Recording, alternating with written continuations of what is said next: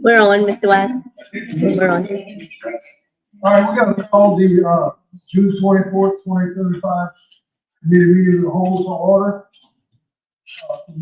Can roll call, please? Danbury. Mrs. Hand. Here. Mr. Amber. Mr. Casimir. Here. Mrs. Vidal. Here. Mrs. Amos. Mr. Gunfro. Here. Mr. Ball. That's Mr. Amber. Mr. Wagner. Here. Mrs. Tyus. Ms. Nolan. Ms. Hardy. Here. Mr. Nyla.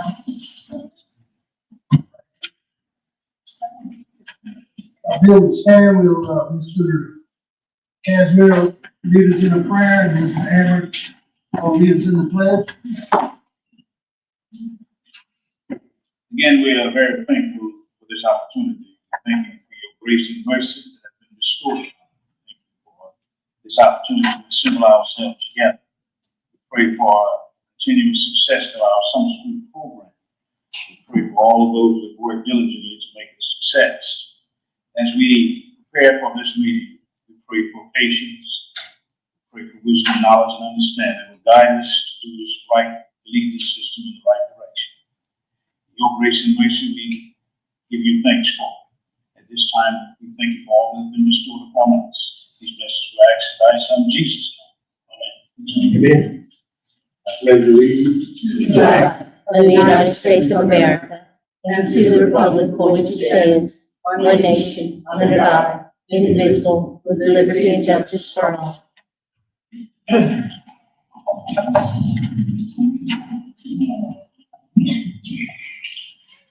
All right, item 5,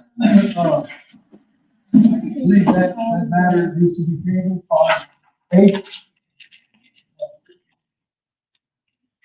You couldn't have a representative from the sheriff's office here, so that matter needs to be tabled till next committee of the whole meeting. Item 5B, discussion. All right. Let's get a motion to table it to the next.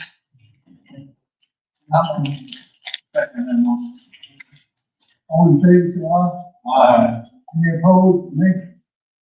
Here's none, that matter will be tabled for the next meeting, the whole meeting. 5B, discussion or action to approve student code conduct for 2025-2026 school year. Mrs. Scott?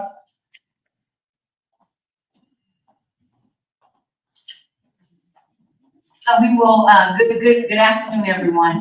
Good afternoon.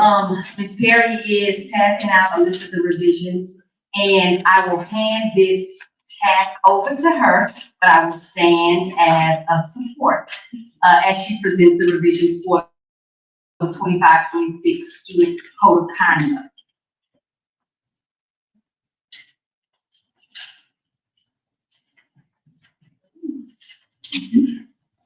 They are noted on the screen. Thank you, Ms. Trish.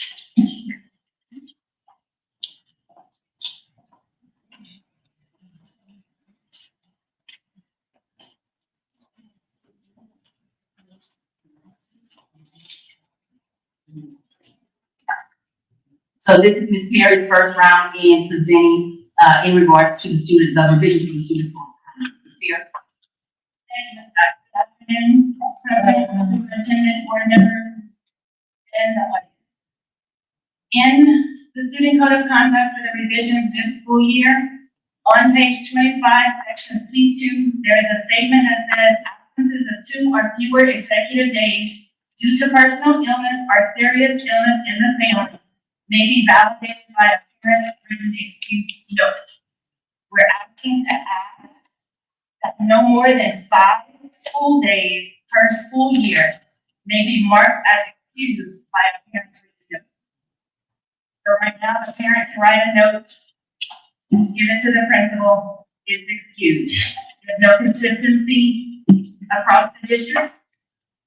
And the state has released the power of presence, which is an attendance strategy for this coming school year. And its task force recommends limiting it to 5 per school year. That's why our recommendation is no more than 5 school days per school year. On page 73, right now, we don't have anything in writing for obscene and profane language in the glossary, so we're asking to add that to our glossary. And the definition is vulgar verbal messages, words, or gestures that include swearing or name calling. And this is taken from the state SIS, the Student Discipline Code list from the State Department. And then the bulk of our revisions come with our discipline progression chart. We want to insert a paragraph from the discipline policy above the chart. So anybody who goes straight to the discipline chart without going through the code of conduct will see the initial paragraph of what our endeavor is. In the code of conduct, they have several items that say C, for instance, it says alcohol. And then on the right-hand side, it says C, possession of alcohol. We're asking for those to be removed throughout the column and go straight to alcohol, possession of alcohol. So that way it's consistent and there's no C here, so the stakeholders are not turning and flipping pages. It goes straight to that item.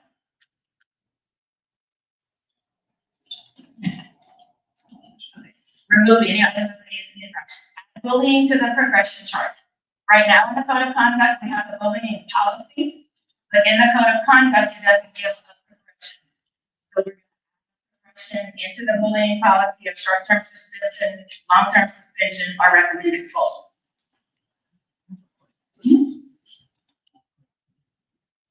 Sorry.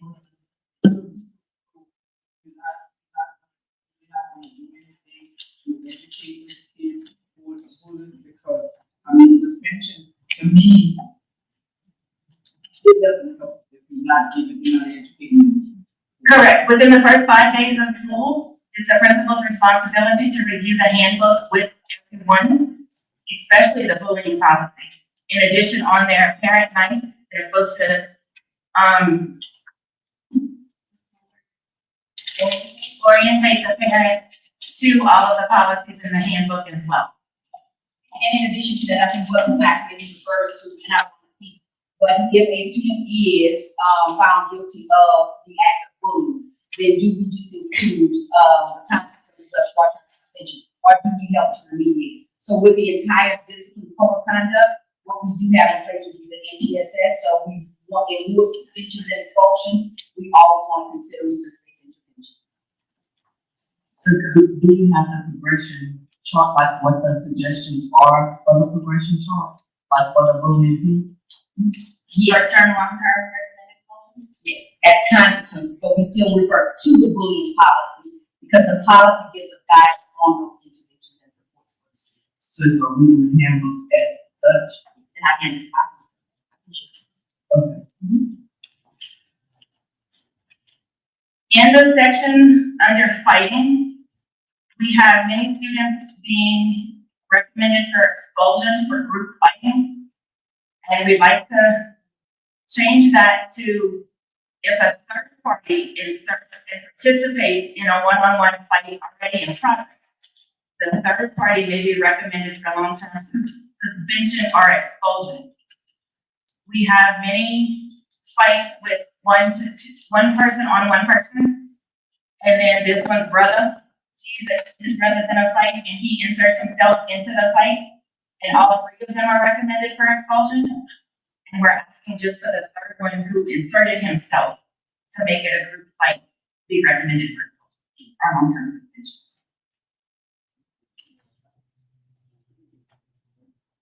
Question. Yes. Isn't that kind of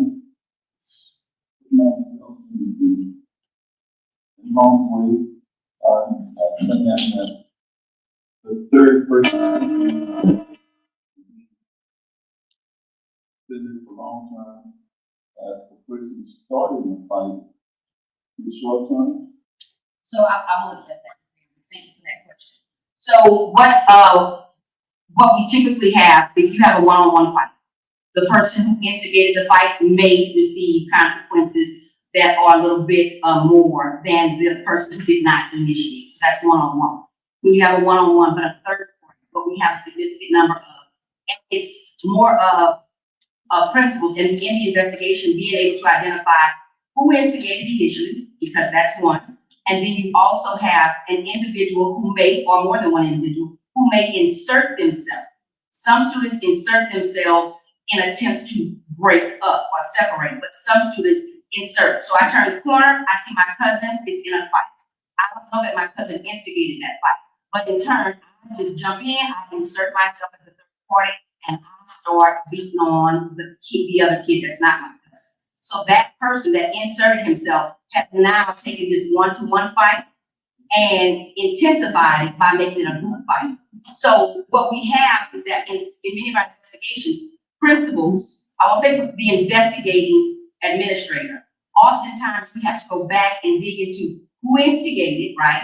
And if we are going to label or code this in J-Campus as a group fight, then what evidence do we have to substantiate? Because the two that were initially involved did not invite that third party in. It was the third party that inserted himself that made it a group fight. So that's the reason why he's in Yes, sir. that long term. So you may have two kids, their first fight in the school year, think about it.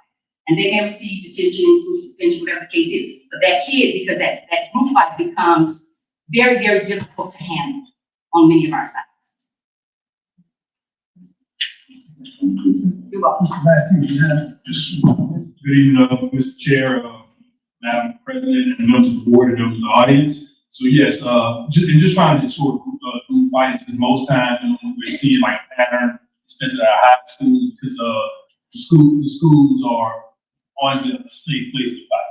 So, a lot of times things start in the streets and the neighborhoods, and they come to schools, and it spills over because they know somebody's gonna stop it. They know law enforcement's gonna intervene. So again, we're just trying to deter occurrences to where we have, one-on-one fight turn into a group fight, not, mass law enforcement, mass staff trying to make fights. We're just trying to, every occurrence, trying to mitigate.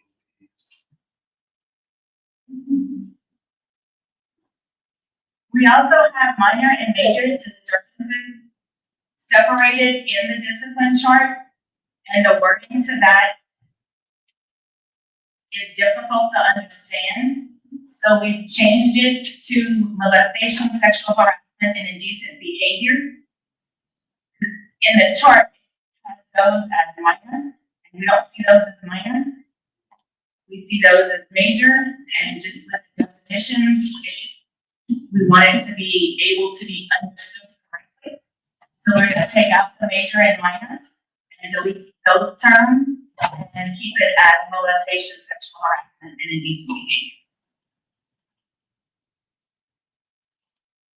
Just like we added obscene profane language in the glossary, we're going to add it to the discipline chart. Depending on the severity of the language, short-term suspension, long-term suspension, or recommended expulsion. And we're taking pornography and adding it by itself for short-term suspension, long-term suspension, or recommended expulsion, depending on the severity.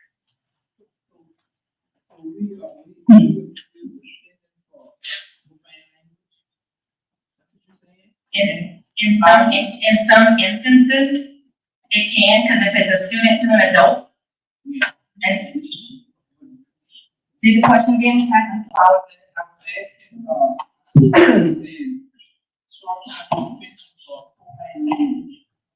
So, every microphone.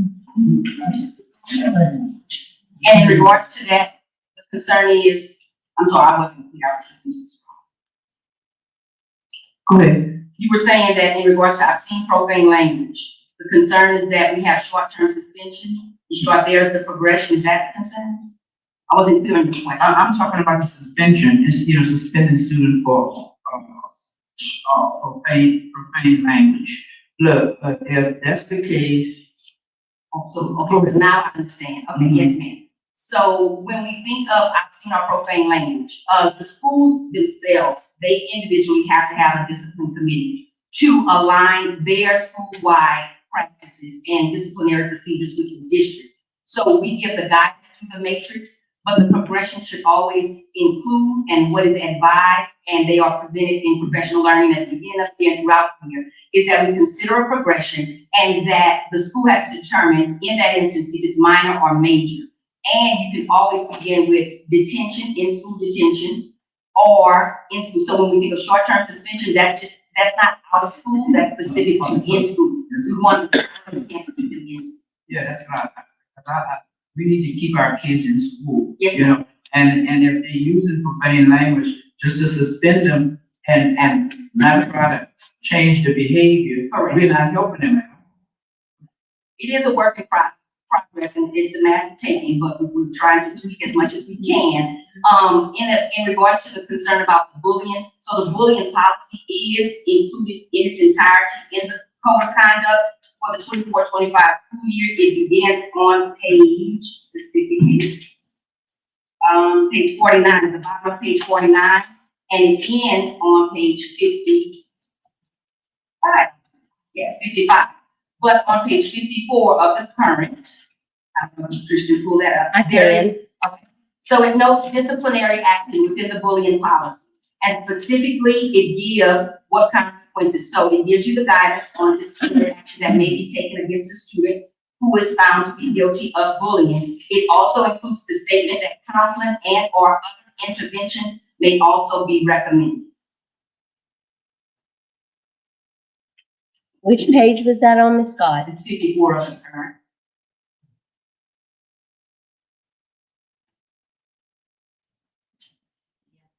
Yeah, it may be different because it was printed, that's a thing.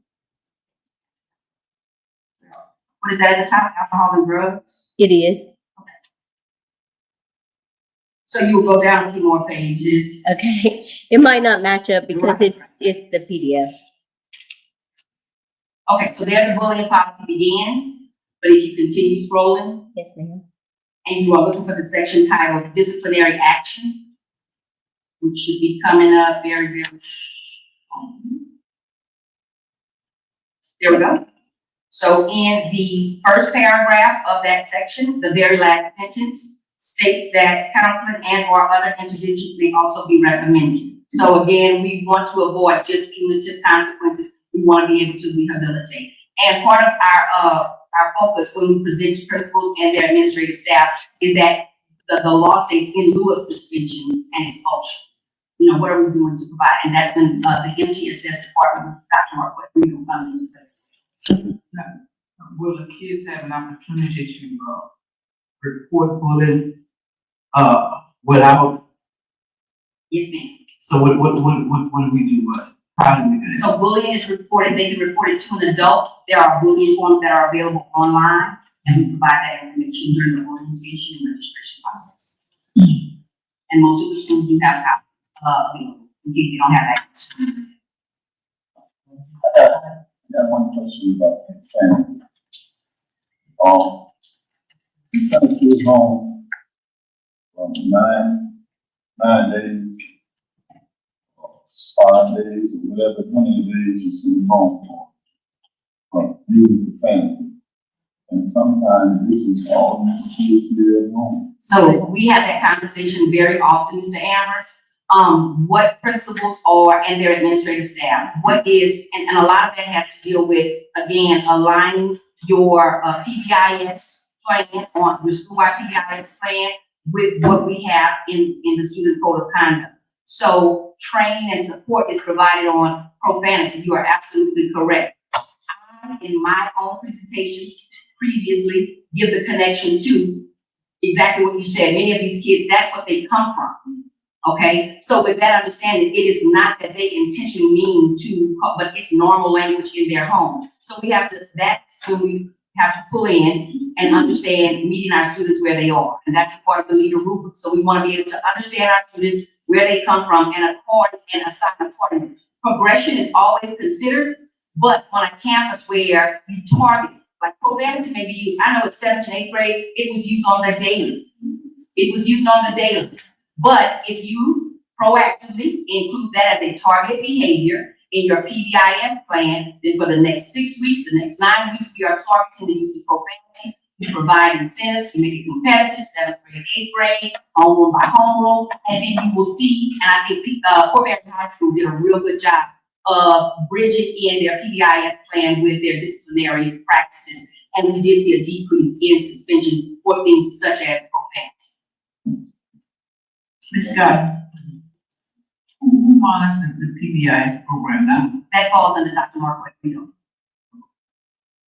So I understand we read enough like the obscene language profanity. However, and I hear it at home, but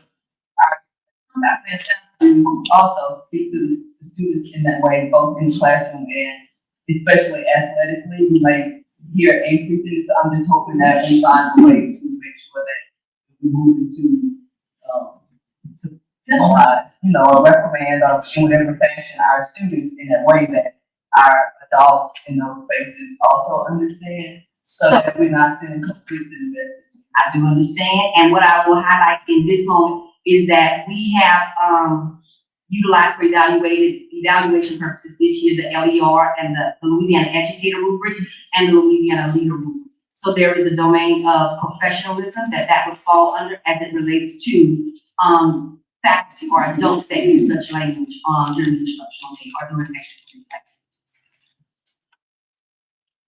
I move recommendation to the full board. Moved and seconded that the revisions to the student rights and responsibilities handbook be moved to the full board. All in favor, say aye. All opposed, nay. That will be moved forward to the 5C, discussion and or action to approve assignment to administrative personnel. Stop.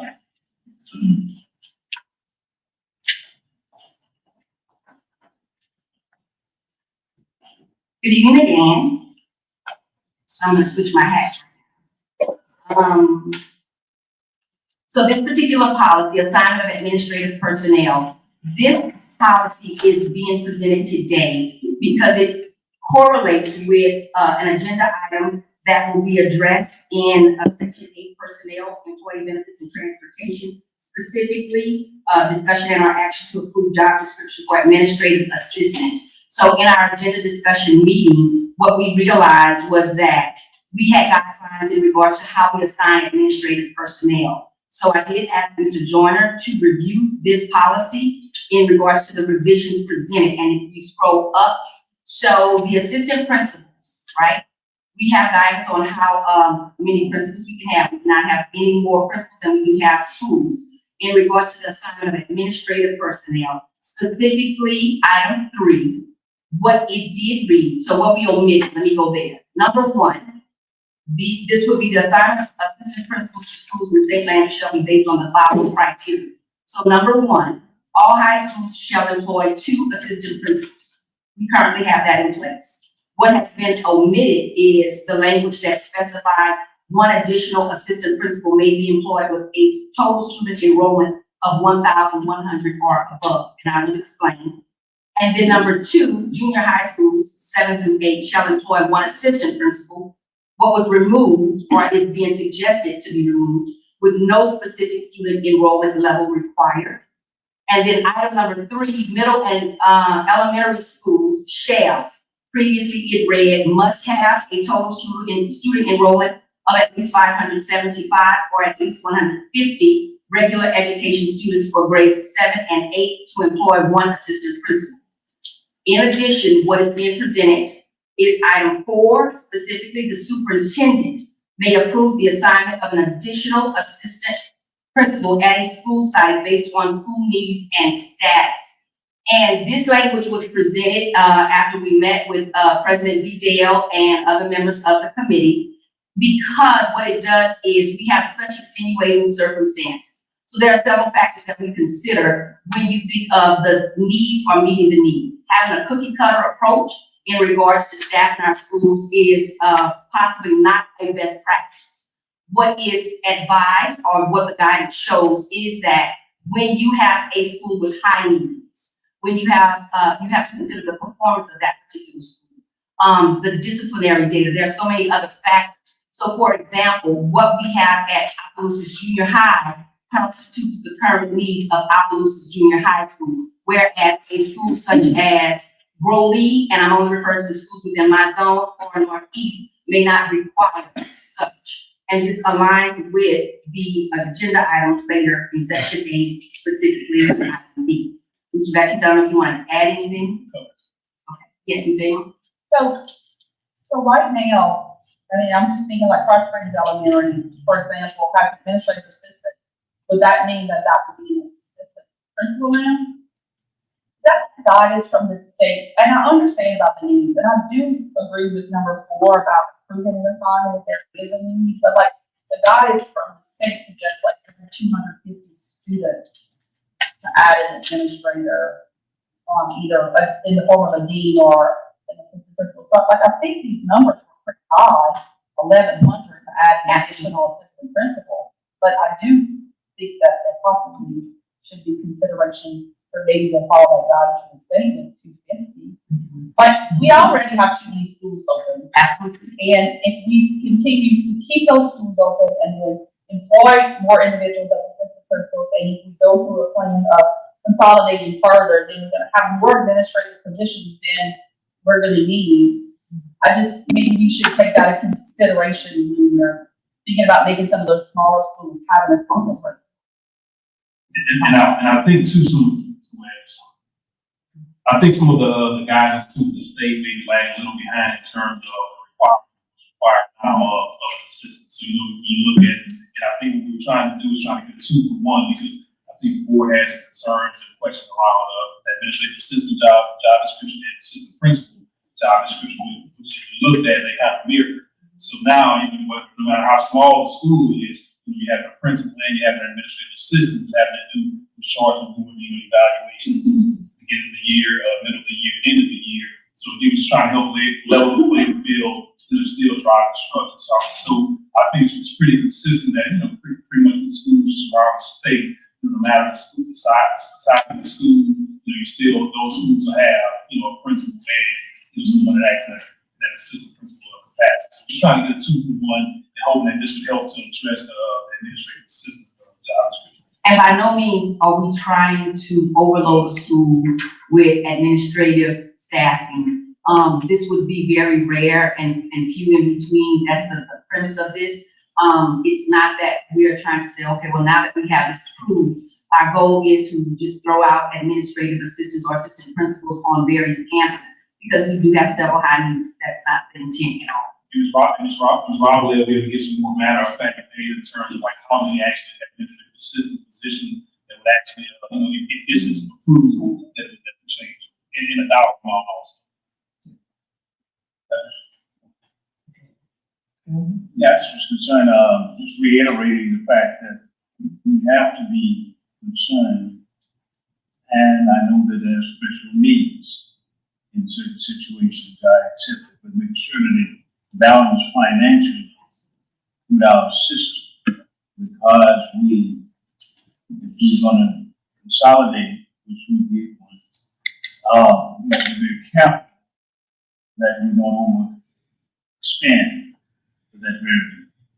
And that's because the finance driver can't help but say, and we want to be financially sound even in times like these. That's very important. I know that there's a need and problem with the school site.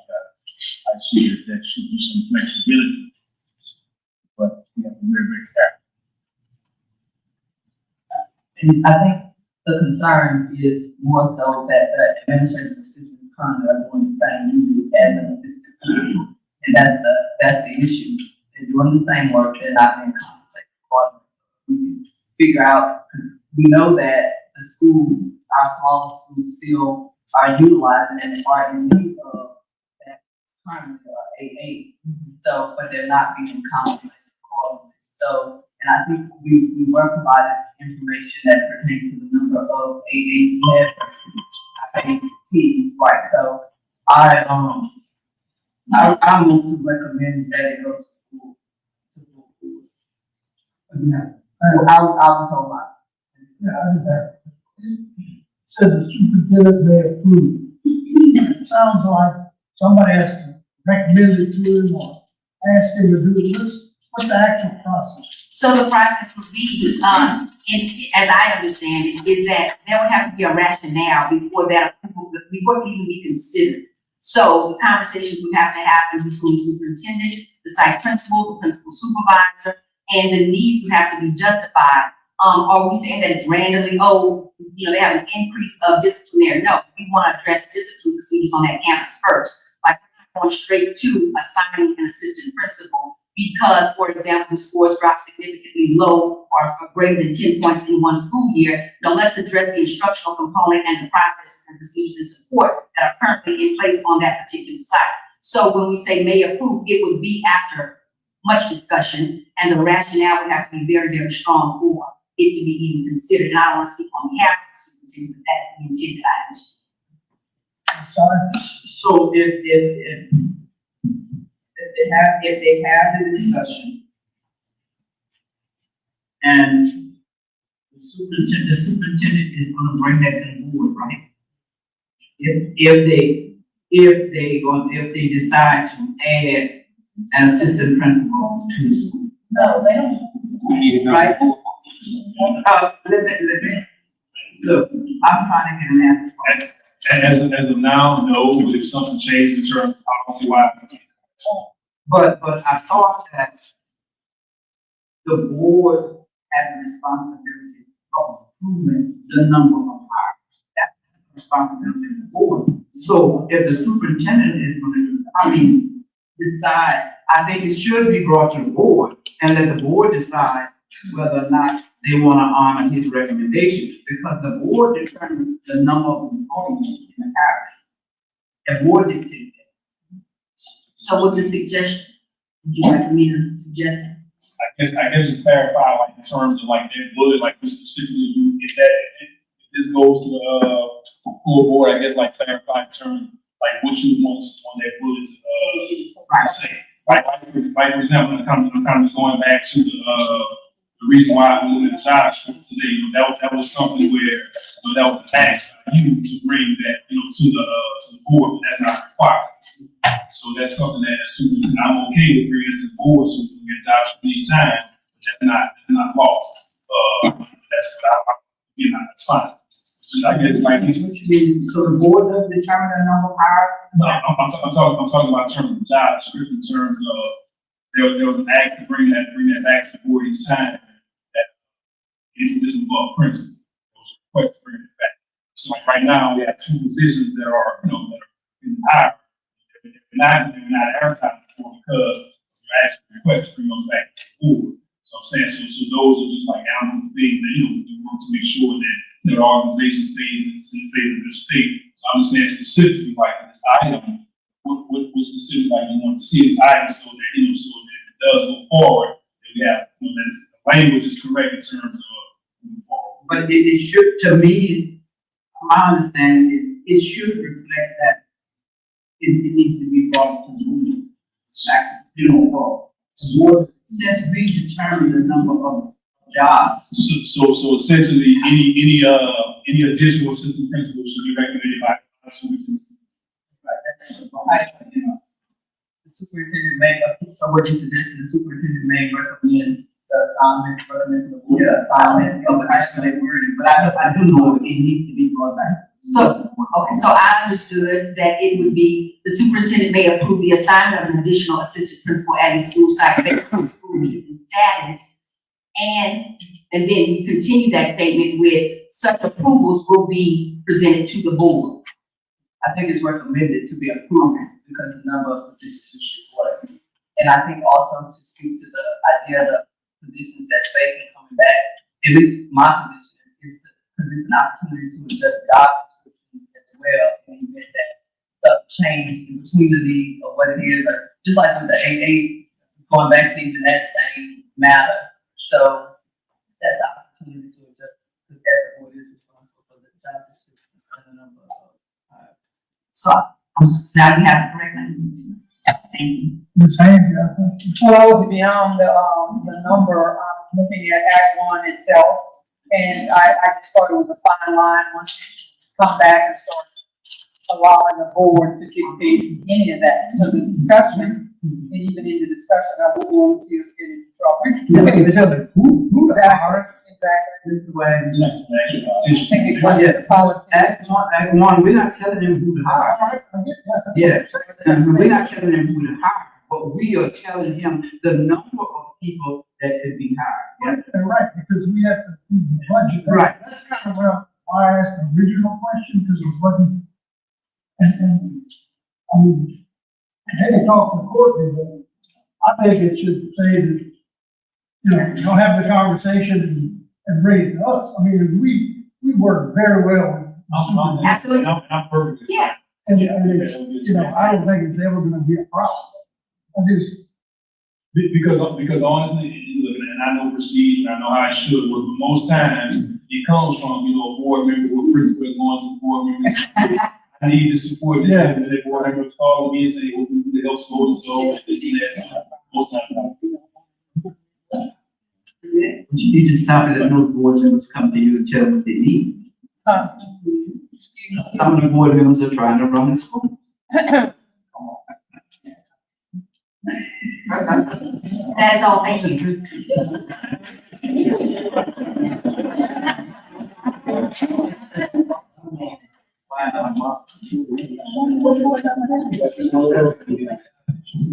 so, what action would you like to take on that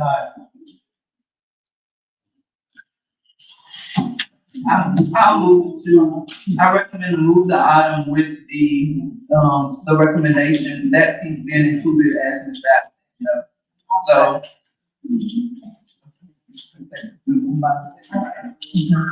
any further discussion? All in favor, say aye. Same. Any opposed, nay? And now we'll move forward to the full board. Mr. Amber abstained. I didn't hear anything.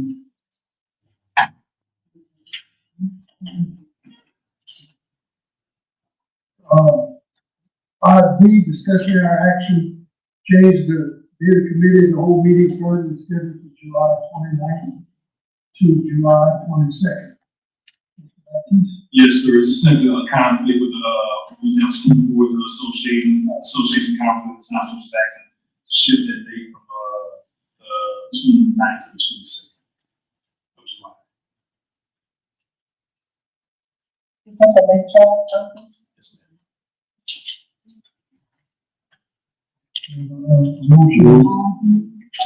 Motion. Necessary change. Moved by Mr. Casper, second by Ms. Hayes. All in favor, say aye. Aye. Any opposed, nay? Hearing none, that will be brought to the full board for approval. Item 6, finance. 8, general fund financial statements, payroll report. Mr. Sean Blanton. Good afternoon, thank you. Good afternoon. I can start with the monthly salary report. For the month of May, we have 6.5 million in salaries.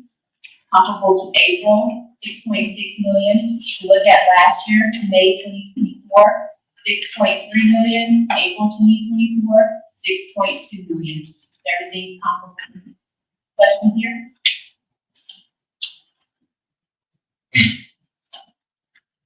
Not, we move to the balance sheet. Balance sheet is as of May 31st, 2025. Our balance sheet tells us what we own, what we owe, and the difference is fund balance. So starting at the top of our assets, we have current assets in the general fund, 36.9 million, liabilities, 22 million, fund balance, 14 million. ECBF, we have current assets of 6.8 million, liabilities of 673,000, fund balance of 6.1 million. Questions here? Moving on to the statement of revenues and expenses.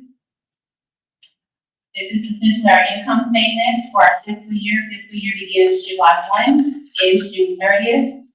As of March 31st. I'm almost there.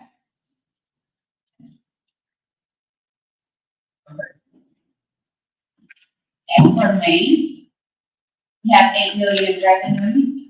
We're in the 11th month out of 12 months, so we should be about 92% of our budget. We are at 94% for our revenue, which means we collected more than we expected to at this point, which is great. For our expenses, we are at 11.4 million. Our transfers in and out 159,000. So currently we are at a deficit of 1.4 million as of May. Overall deficit $93,662. The only items highlighted are our debt service and miscellaneous at 143,000. I'm sorry, 143%. This is because we paid off that $10 million debt. And we knew this would happen because even though we had $3 million sitting in the bank, we still had to let the whole thing run through the income statement. So that's why I'm showing that. For the transfers in, the indirect costs, 129%. That's because I expect it to be done with ESSER before we're done with ESSER. So we have more indirect costs in this fiscal year than last fiscal year as projected. Our transfers to charter schools, 106%. This is the money that goes out to our charter schools, whether it be type 1 or type 2. Questions here? Not. St. Andrew Parish sales tax collections. As of May, we collected 1.4 million compared to last year, 1.3 million. So we're still at 6.72% over prior year. Overall for the fiscal year, 0.37 negative. Questions? We're still doing regular sales tax. Next, our statement of revenues and expenses for the ECDF. Yes, ma'am. So you move the sales. Please use the mic.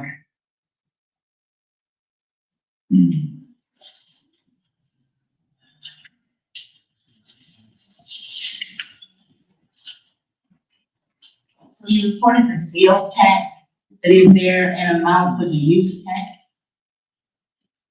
Sales and use. Sales and use, so that amount is for sales and use and everything. Everything we collect. So ECDF, as of May, 1.3 million. 1 million, currently 223,000 excess. If you look to the left side, targeted fund balance, we leave this in the account, 2.775 million. That's approximately 3 months of expenses.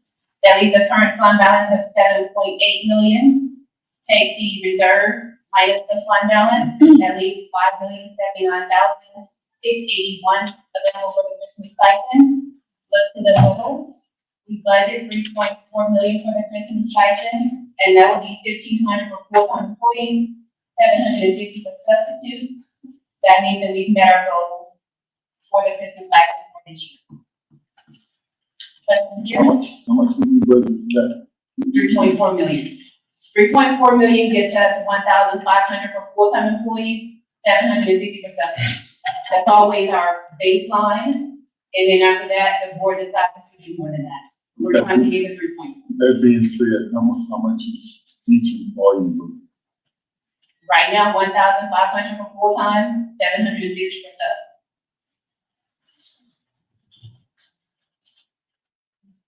Okay, thank you.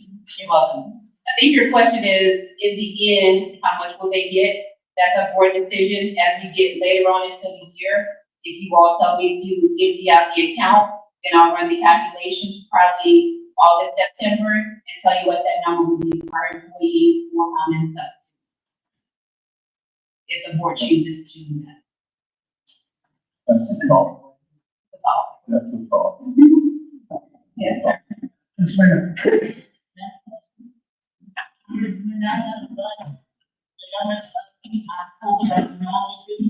To do that projection?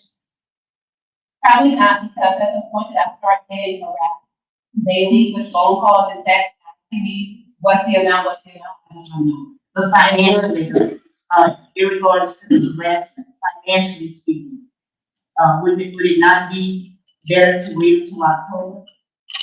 That's a board decision.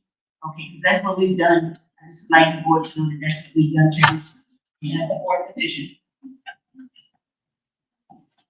The ECDF sales tax, we have again 1.4 million in collections for May. Last year, 1.3 million. Questions here?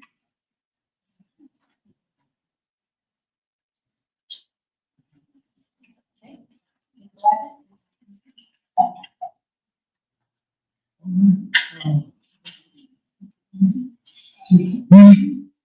Fiscal year 2024 audit finding status. Thank you. So the first finding has to do with misappropriation of assets. That anytime we count inventory, if something's not where it's supposed to be, I have to report it to the PA's office and the legislative auditor's office. So we have that issue. The second one has to do with reconciliation of interfund accounts. That's the money that goes between the general fund and the other funds. That wasn't timely done. That's also a finding. Questions here?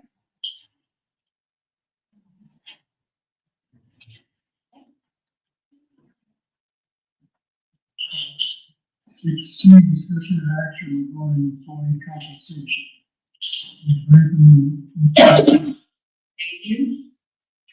This should be the easy part, when you start with the should be easy part. As you know, we collect the sales taxes on behalf of the whole parish. Because of that, we have a seat at the table. I'm a commissioner on the sales tax committee. We met last Wednesday to go over our budget for the upcoming fiscal year. The board had some concerns, we've had concerns for quite some time now in terms of retention of the staff and continuation of the staff. And there's also a surplus that I've heard about since I started almost 3 years ago, whereas in the past, the collection of 1% from all the parishes, different entities, has been sufficient to cover what we needed to cover. As the sales taxes have gotten better over the years, that number is growing. That's a problem for the commission. So I'm going to read the letter to you, and then we have one of our commissioners here that would like to speak, and then I'll show you the numbers. So it says, "Dear Superintendent Baptiste and valued board members, on behalf of the St. Landry Parish Tax Commission Board, respectfully submit this letter in support of the formal adoption of the St. Landry Parish Tax Collection Office pay chart by the St. Landry Parish School Board. The recommendation to adopt this pay structure is based on the consistently stellar performance of the tax collection office, which has led the parish to record-breaking sales tax collections exceeding $100 million annually. This achievement reflects not only outstanding fiscal stewardship, but also the high level of professionalism, efficiency, and accountability maintained by the staff within this department. It is important to note that the responsibilities undertaken by the tax collection office extend well beyond those typically assigned to similarly categorized positions within the broader St. Landry Parish education system. Staff within the department are tasked daily with complex financial management, enforcement of tax regulations, audits, public engagement, and confidential financial oversight. Functions that are critical to the financial health and operational capacity of the entire parish. Additionally, the tax collection office operates with its own independent and fully allocated budget. This financial autonomy ensures that the proposed compensation structure can be implemented without putting any burden on the general fund or educational operations of the parish. The office is uniquely positioned to support its own staff in a way that promotes continued excellence and the retention of top talent. We believe that adopting this pay structure is both fiscally responsible and necessary to maintain the high standards already demonstrated by the tax collection office. Respectfully urge the school board to act favorably on this matter. Thank you for your time and thoughtful consideration. Marshall Morrow, Chairman, St. Landry Parish Tax Commission Board. We have a tax commissioner, speak to that.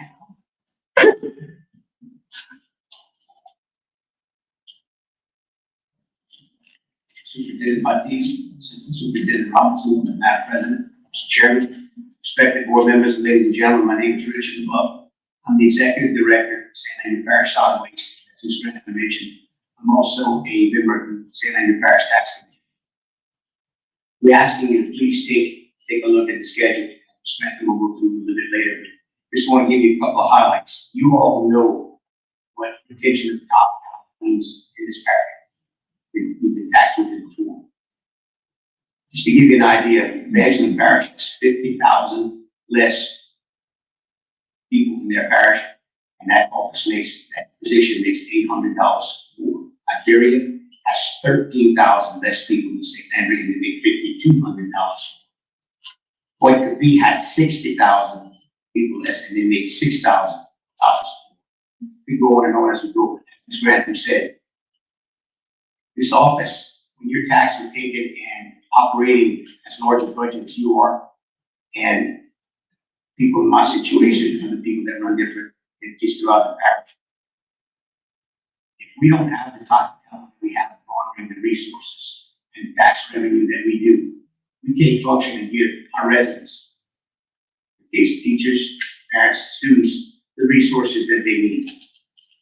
Our budget, St. Andrew Solid Waste runs anywhere between $13 and $15 million.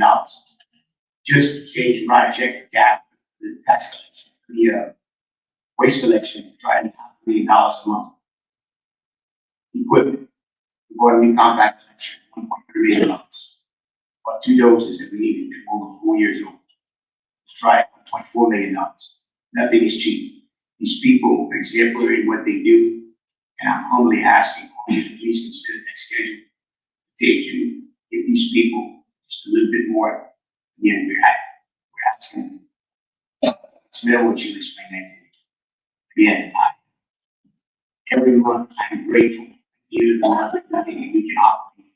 We do bring the service that we do to our residents because of what these people do for us. Thank you for your time.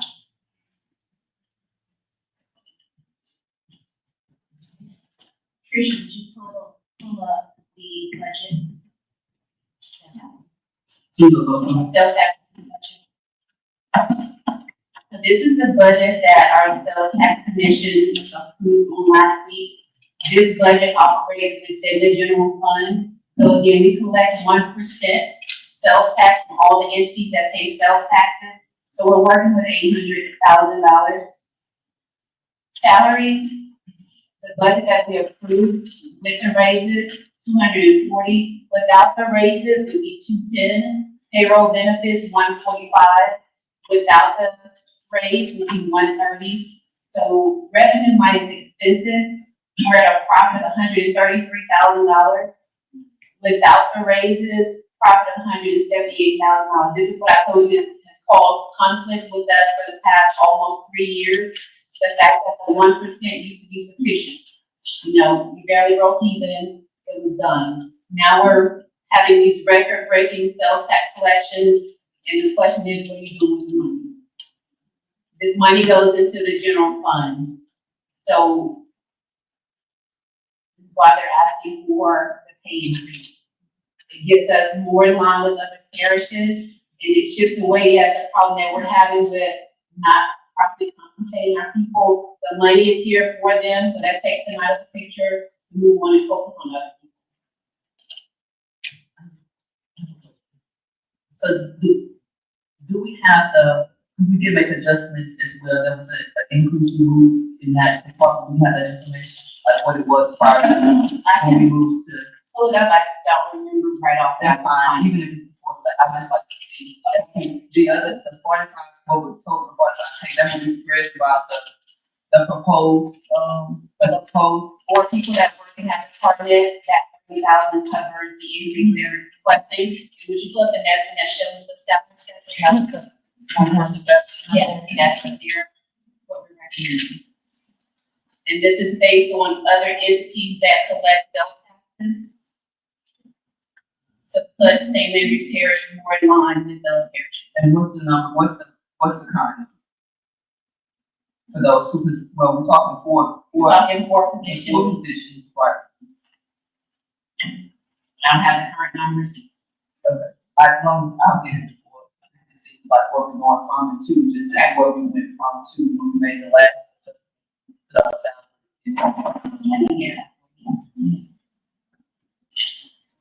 Any questions on this part?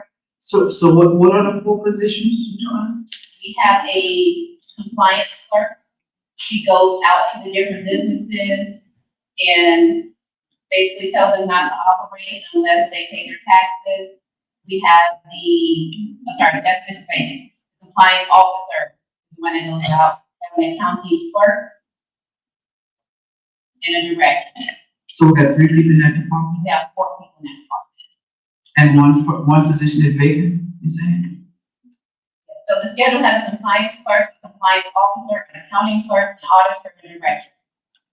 So we currently do not have an auditor in that department.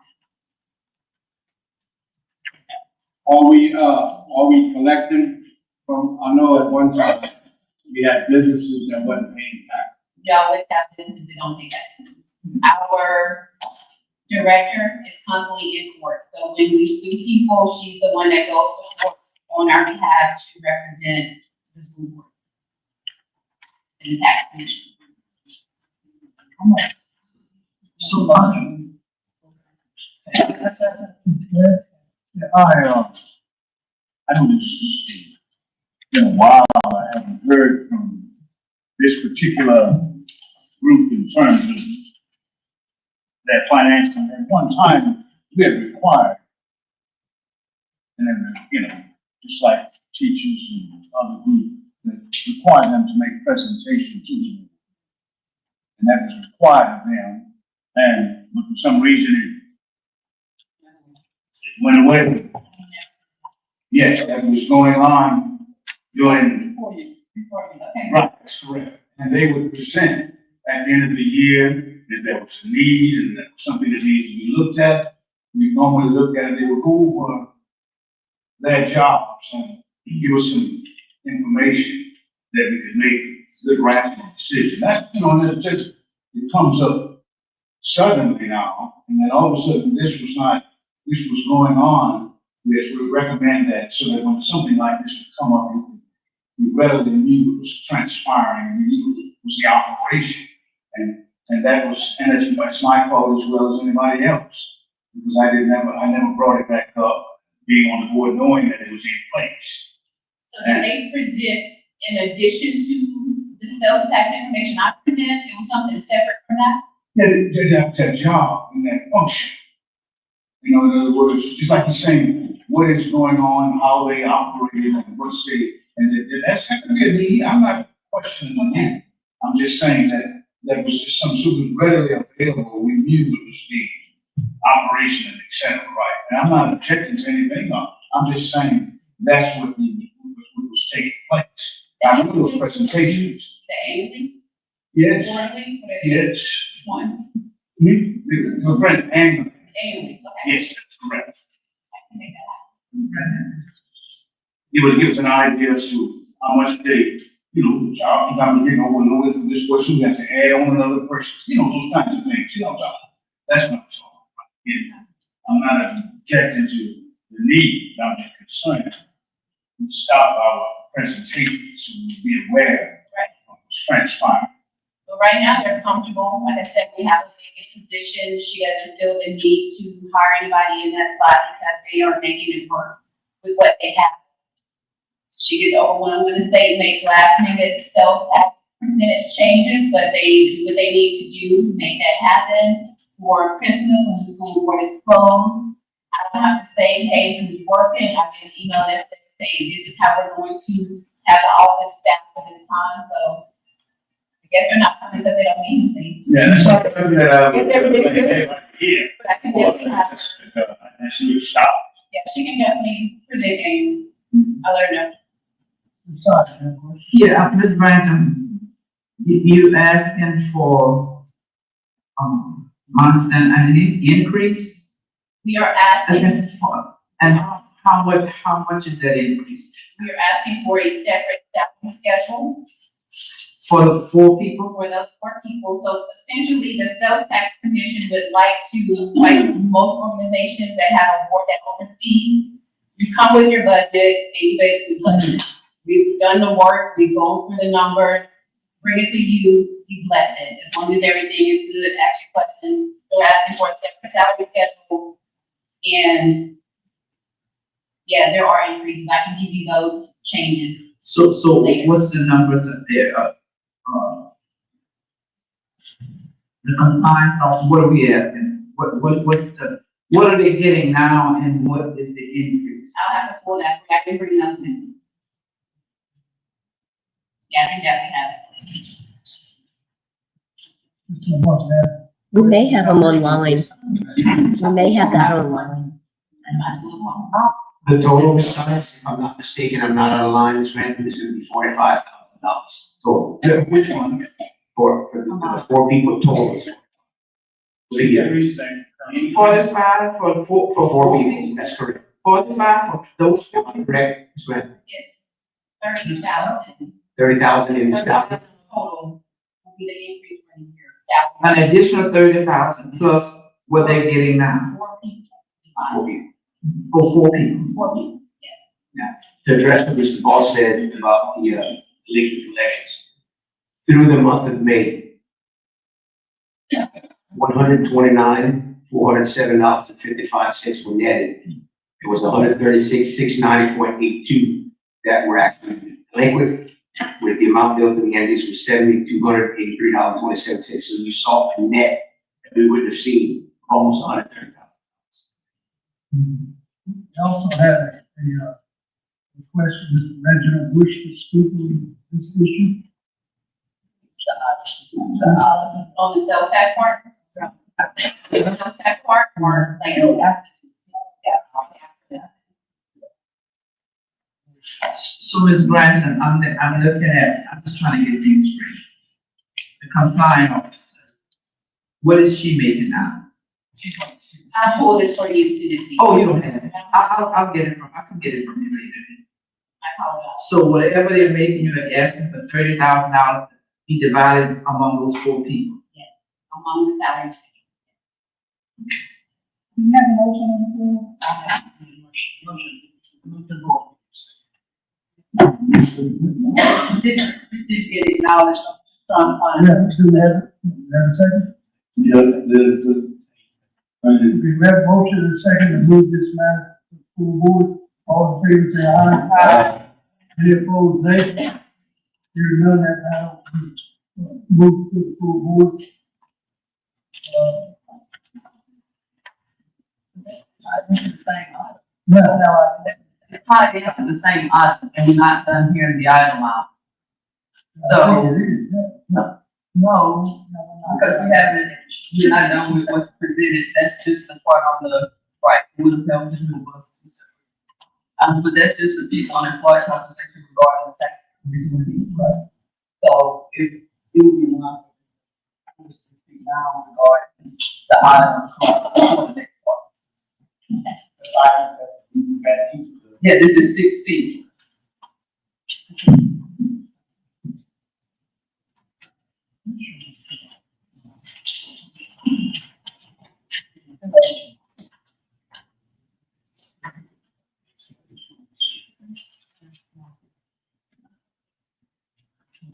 So can you clarify what's going on right now? So it's still, what's, we're not going to discuss the whole item. so this item had more than one part?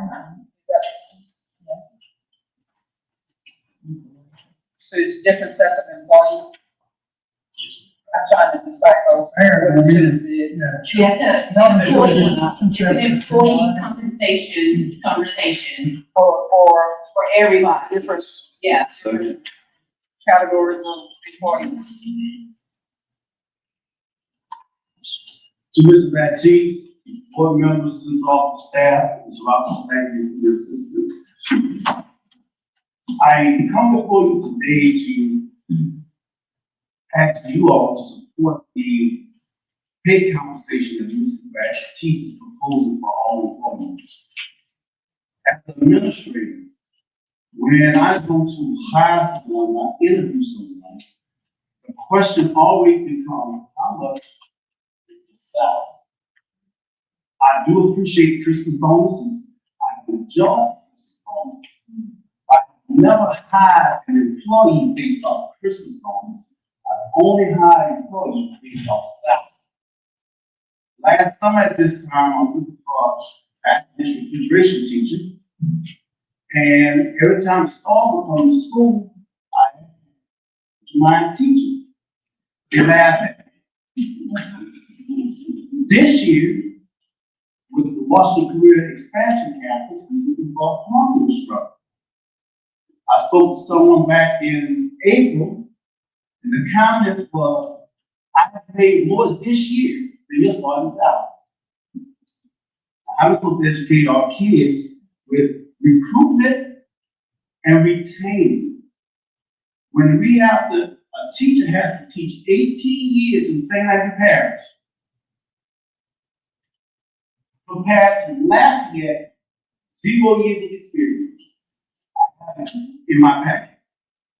So everything I'm saying, you can fact check me on. We have support personnel who qualify for SNAP benefits because they're not even making $1,500 a month. The Department of Education says we must teach financial literacy. We teach financial literacy in our classroom, but we're not practicing financial literacy by giving local raises to our employees. The last raises that we have received have come from state raises, not local dollars. I'm asking you all, we have a teacher shortage, we have a janitor shortage, we have an all-employee shortage. All of our children need period. I'm asking that you consider the superintendent's proposal for employees pay raises for everyone. If you look at support personnel on the first set of sheets I was given you, 2019 to 2020, and you compare support personnel from 6 years ago till today, it's only a $1,500 pay increase. Now, if they ask someone, "Do you mind subbing as a custodian?" I say, "Look, I think you have a director, why don't you sub?" I say, "How much a sub custodian make?" I said, $58 a day. He said, "I cut 2 yards, I make more money than that." And let's hit it. What did I say? What did I say? Didn't say anything. Our employees need raises to keep up with other parishes. We are trying to recruit and retain, and Lord knows, I know I don't do as a person. I don't know what Ms. Rappaport must have trying to recruit for the whole district. And I know we can say, well, this employee got this, and this one have this. I can go on and on with classification of employees. But I think our call for period is needed. It's screams more than $1,000. That'd be better off too, but take what we can get. And as you can see with the different salary scale, you look at the teacher salary scale. It took 18 years for the salary to raise $5,000. 18 years. What other job you can go to, what sector that you can work 18 years and only increase $5,000? But education. And again, we have said, you're in this with students, and we all are in here for the kids. It's about the kids.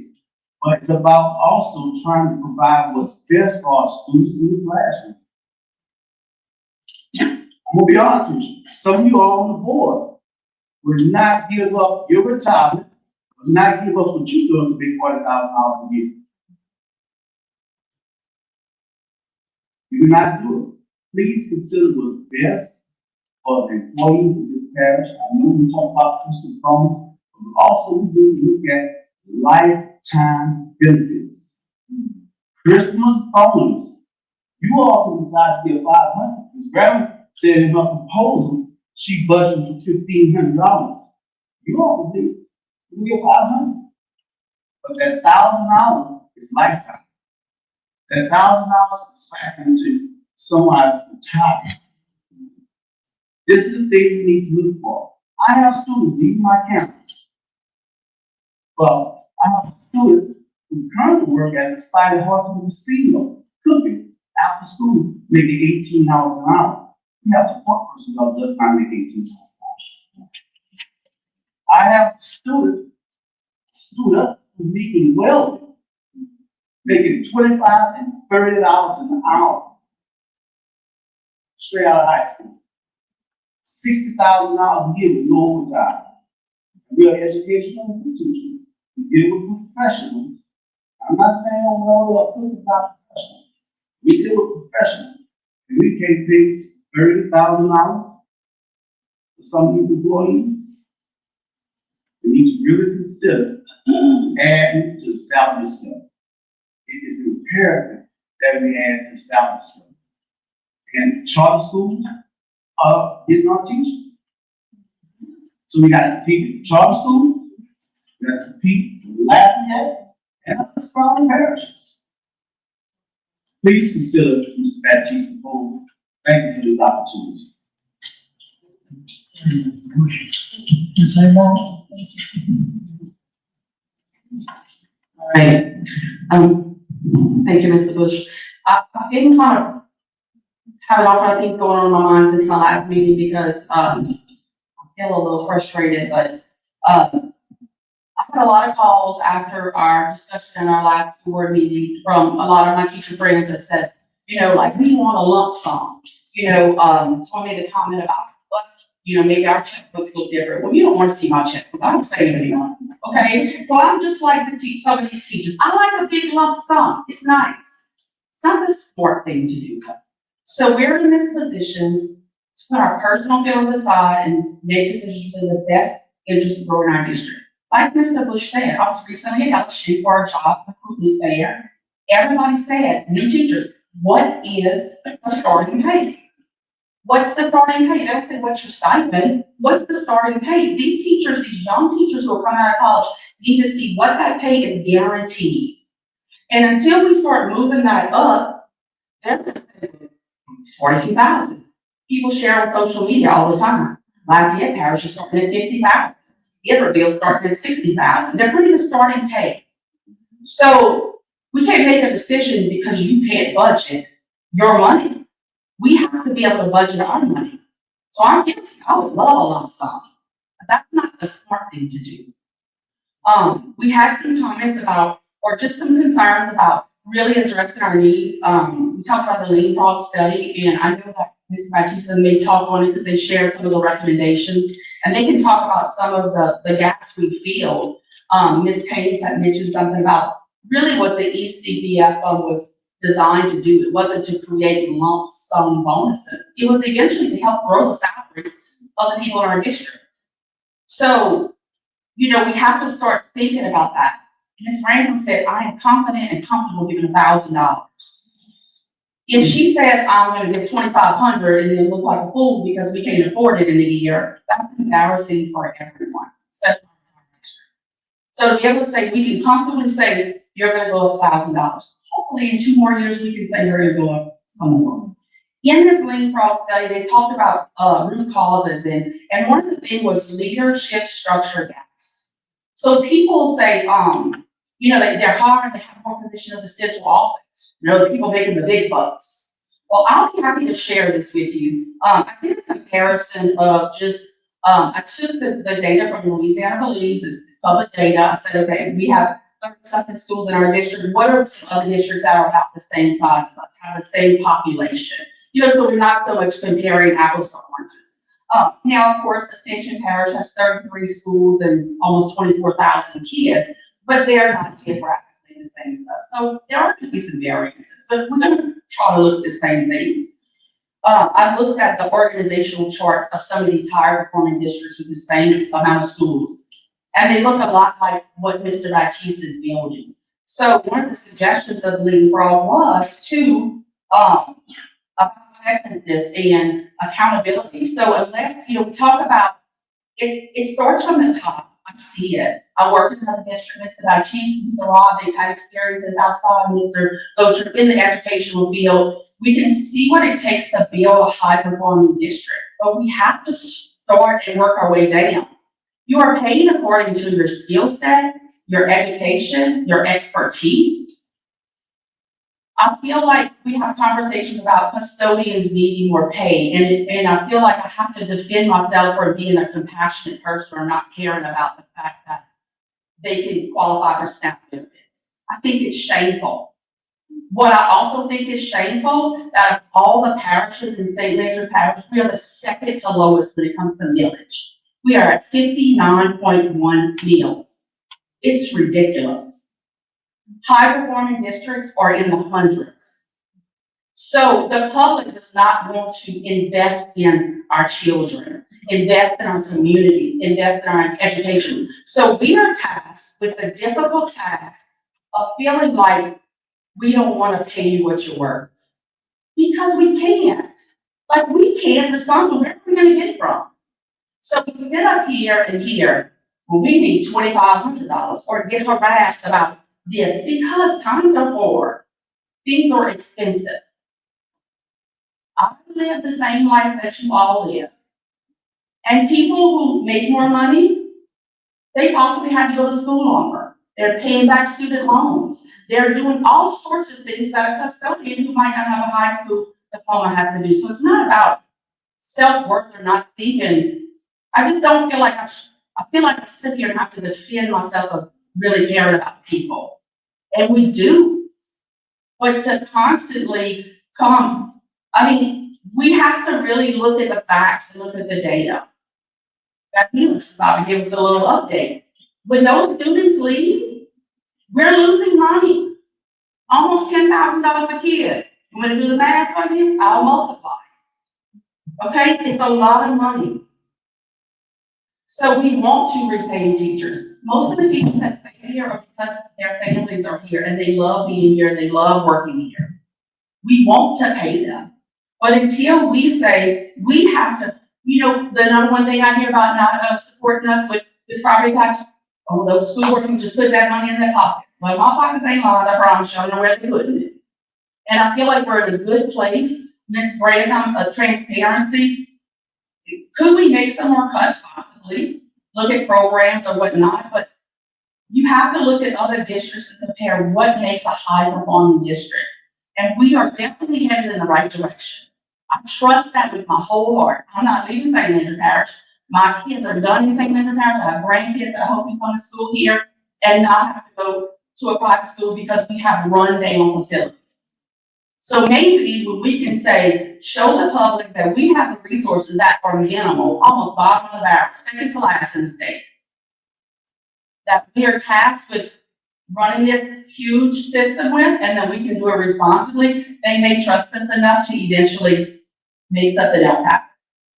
So we can only do so much with the money that we have. It's not that we don't care about people. The custodians are underpaid. Everyone in this district is underpaid when you compare it to these other districts at every single level.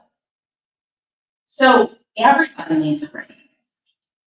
So I know, like, we really have, I think, Ms. Vidal had really made me kind of start digging back into this, and I thank her for that, like addressing the lane problem. We did this compensation study for a reason. These are experts. They came in, I do a lot of digging. I'm very much data oriented, and I can make my own choice, but they did it and they laid it out for us. They don't get paid to lie. They make suggestions. They've done this in several other districts across the state of how we can improve our system. Some of it was addressing the gaps that were the largest, and I think we touched on some of those. I think that everything that Mr. Baptiste has been asking for is in line with the strategic plan and the suggestions to make our district a better district. So I'm not going to say everything he asked for, just give it to him because I think he's right. But I think that if we look back at this, I have to go back and look and say, okay, are we addressing this? Are we addressing this? So I got to some of the positions, and like I said, I know they may talk about that, but another one was the structure of our central office and our system. So, as a teacher, I couldn't stand ineffective principals. And I know my teacher friends, that's a big thing. So how do you fix the problem with ineffective principals? Well, you have supervisors who can actually make it to their schools. I have principals saying, oh my goodness, I see supervisors all the time. That's wonderful. Because it's holding them accountable. We didn't have that before because you only have so many people. And when we have this large number of schools, everybody's stretched in. And you know, you driving from this school to that school, I mean, half your day's been on the road. So we're finally in a place to where we can start holding our leaders at our schools accountable. And then that's gonna put pressure on them to start holding teachers accountable. It's not gonna happen overnight. But you have to trust in the process and really look at the facts and the data in front of you. Put your feelings and your opinions to the side and look at the data and look at what it shows you.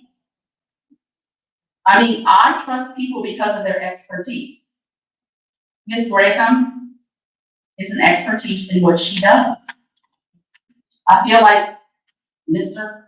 Blackley should be an expertise in law. You know, I feel like I'm an expertise in education. We all have strengths that we can rely on. We're not gonna know everything, but if we have to trust in the ones that we have in these positions. So I do agree with Mr. Bush. I think we need to you definitely need to add this $1,000 onto the salary schedule. That's the only way we're gonna start to recruit new teachers, young teachers to come into this district.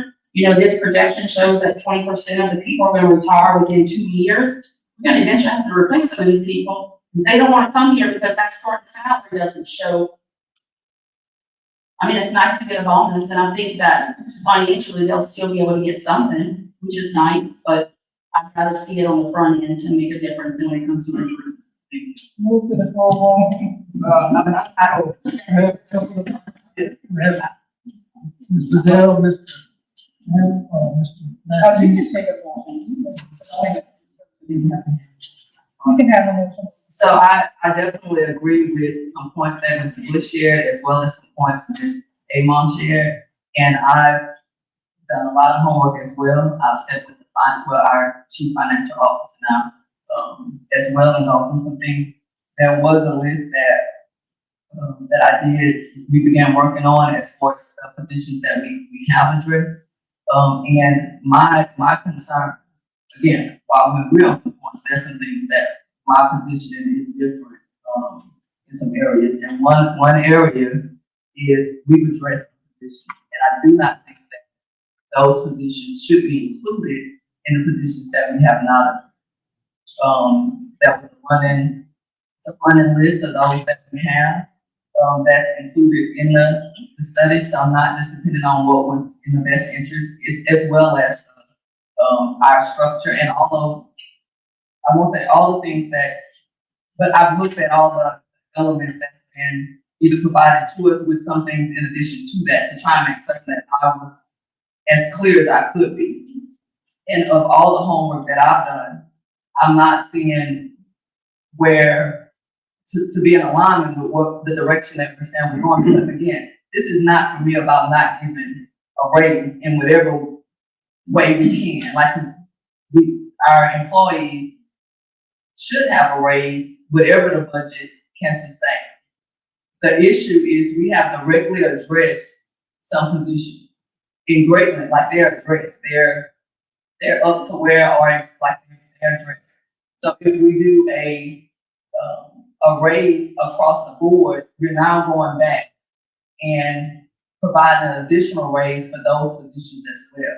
So the question was simply, how do we continue to move to address the positions that have not been addressed? Whether that be our teachers, whatever our priorities are, the budget list that we have, why is it that we cannot figure out how to address and compensate accordingly, just as we did for the positions that were presented? Whether it was a percentages were suggested and recommended, those vary according to the positions that we were addressing. So we pausing that operation and now saying, and again, not that I'm in opposition with the idea, the idea to provide a raise for employees. However, I don't think that, again, addressing them all, like in this way, after we already addressed them, I don't think that that's being consistent in the direction that we're saying we're going.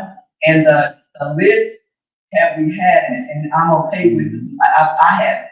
You could see what have been addressed to some degree and what hasn't. And if we just if we took those positions out and looked at what we had, that could give some perspective too on what may be a good way to address those employees who hadn't been addressed. So here's a running list that I have not reconciled because Ms. Grantham is still working, and we worked extensively together. Still might not be everything. Right, and we worked extensively, and I'm talking hours. I said with her, we worked it, and I reconciled the numbers, what I did have, and here you will see the positions that we've added, positions that we've addressed.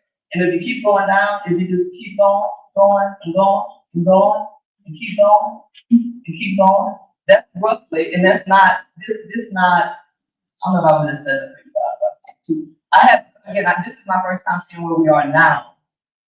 But again, that may not actually include everything. Go back up. So what I'm saying is to come back, and I think we could be creative in whatever funding we have available, going back to the top. And if we can continue to target positions as we've said, that may give, and this is by the amount of, go down to the top, so you can start, I'm sorry, where you can see what it is. So this is the amount of the increase, so by position, like what you may, what you have noticed, that's the Salaries and benefits. yeah, correct. Your salaries and benefits, the number that you see. So, and again, that's a rough number. Don't etch it in stone. However, I know that I've been trying to keep up with how we were moving and what was addressed, because the idea was we would move as the positions were addressed, we would move from, and we would keep addressing the positions that needed. And now we're saying, go back, and on top of that, give everybody, and I don't think I think that whatever category we zero in on deserve the same amount of attention as we got when we had other presentations. We were regarding some of the positions that the majority of the board did. So again, I want the record to reflect and to be clear. I am not at all in opposition with, I believe that whatever the budget can sustain, that our employees deserve to have it. However, I do believe that we should be working in a manner that's consistent, and that we have some continuity in what it is the direction we're headed and what it is.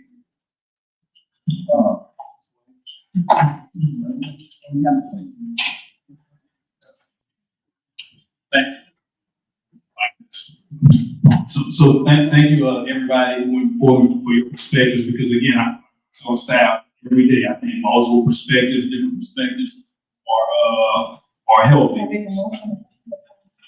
He asked me if I want to be on the list. I'm gonna make a motion whenever I get the floor. That's how and I also want to say, since I live my way, you can have a motion and a second on the floor and still have discussion. When you address like Mr. Baptiste had what they're doing.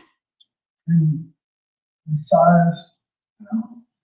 When you pointed, I thought you were asking me if I wanted to be on the list. Are you making the list? Or you want, what is you see, Mr. Baptiste have the floor, you get the cue, you wanna make a motion yourself for discussion, so it doesn't matter how you Yeah, wanna. I tried to make a motion So before you- someone said that you want to have.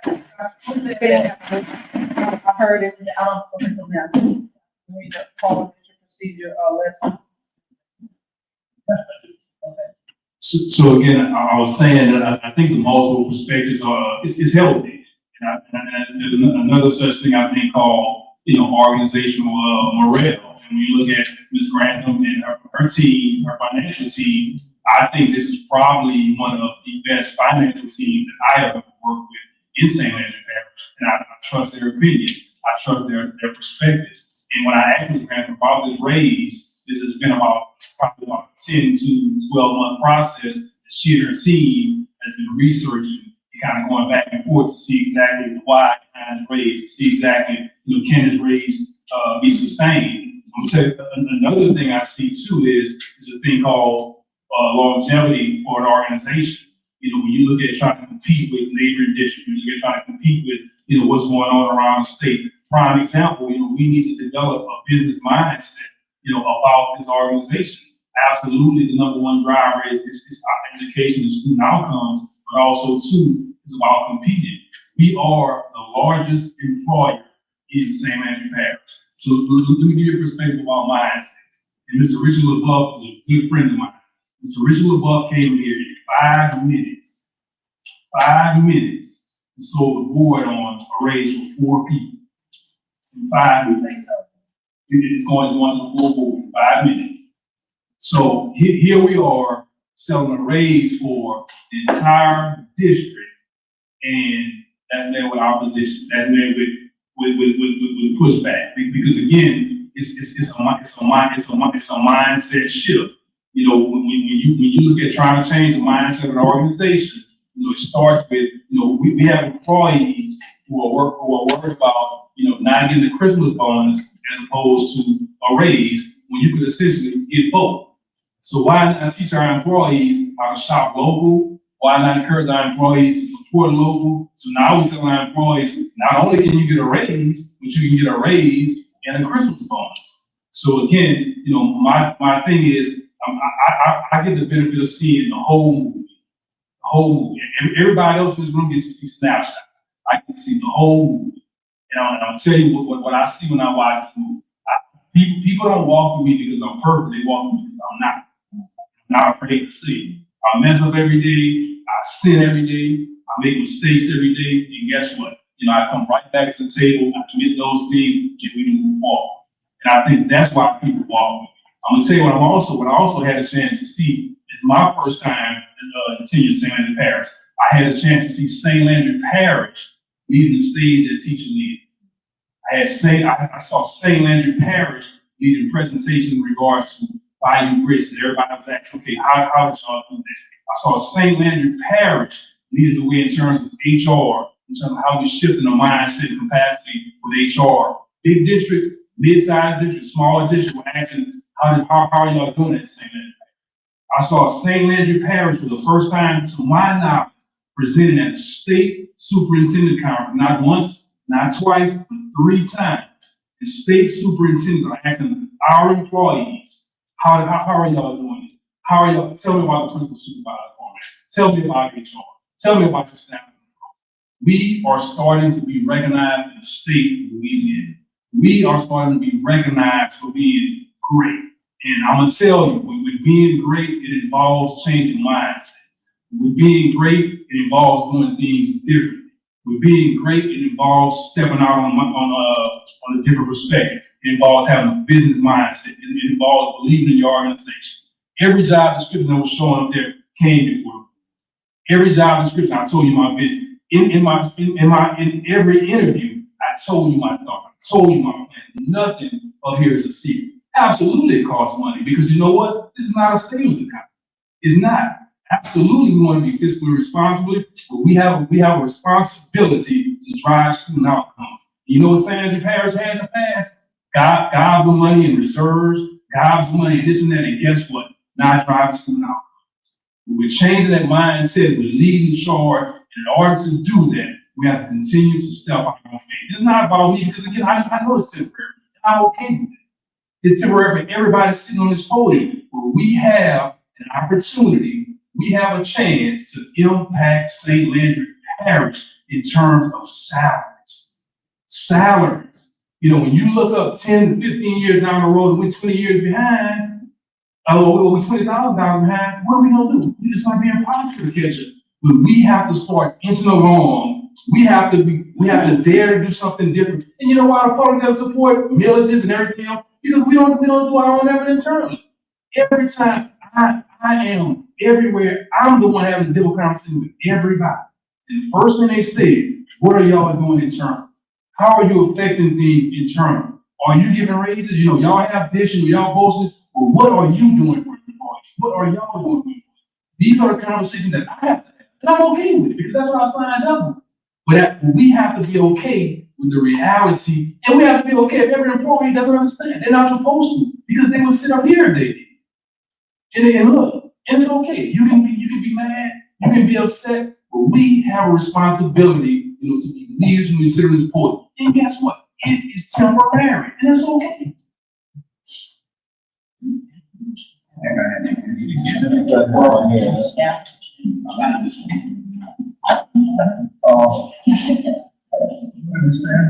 I said this maybe 10 or 20 times since I've been on this board.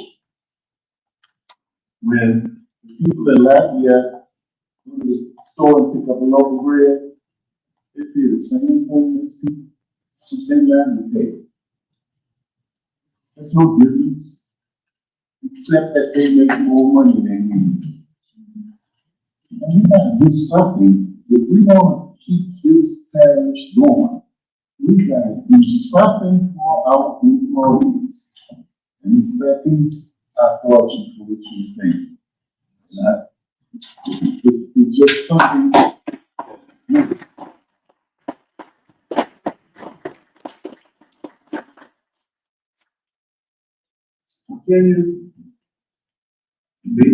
You may not get everybody on your side, but Jesus didn't have everybody on his side. All right. But he had the right people. Ms. Simon. No, I would just like to say, we have to listen to our constituents. We need to listen to what they say. But at the same time, we need to do what's best for the system in the long run.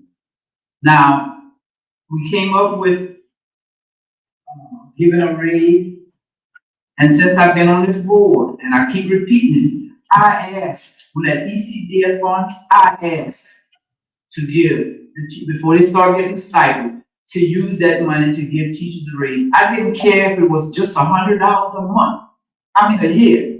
It was something.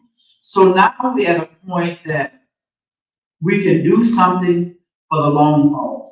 It's not about 2025. It's about 2050. And that's what we have to look at. And that's what this board, with every decision that they make, we have to stop looking at today and look at what's going to happen 25 years from now when we're not around. Because this parish is still suffering from the decisions that board members made 25 years back. And we still suffering. So we should learn from that and do what's in the best interest of the system as a whole, and not just for today. Because we would want this system to continue when we are no longer here.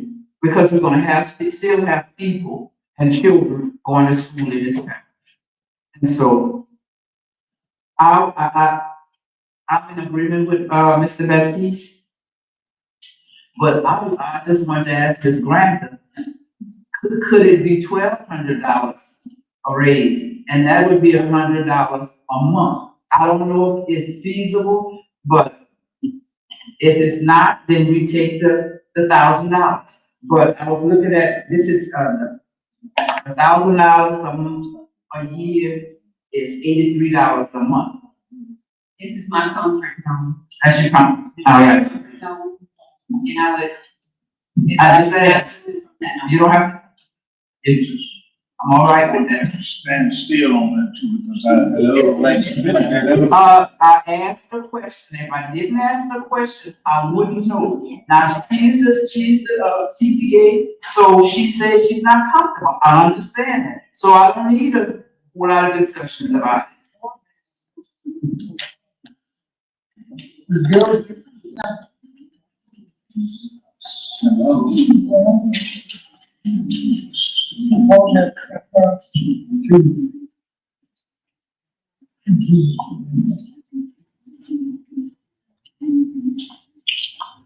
So this is a point of clarification for either board or members of the audience, and also for many of our members who are probably live streaming.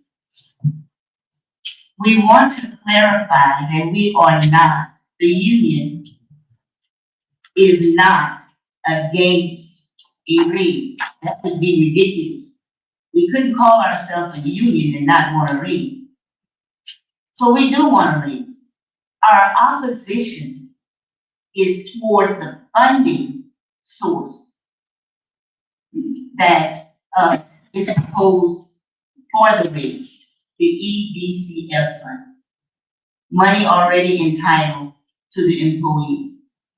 No other parish uses money that is already entitled to the employees as they are awaiting a bonus to fund a raise. They give that bonus on top of a raise.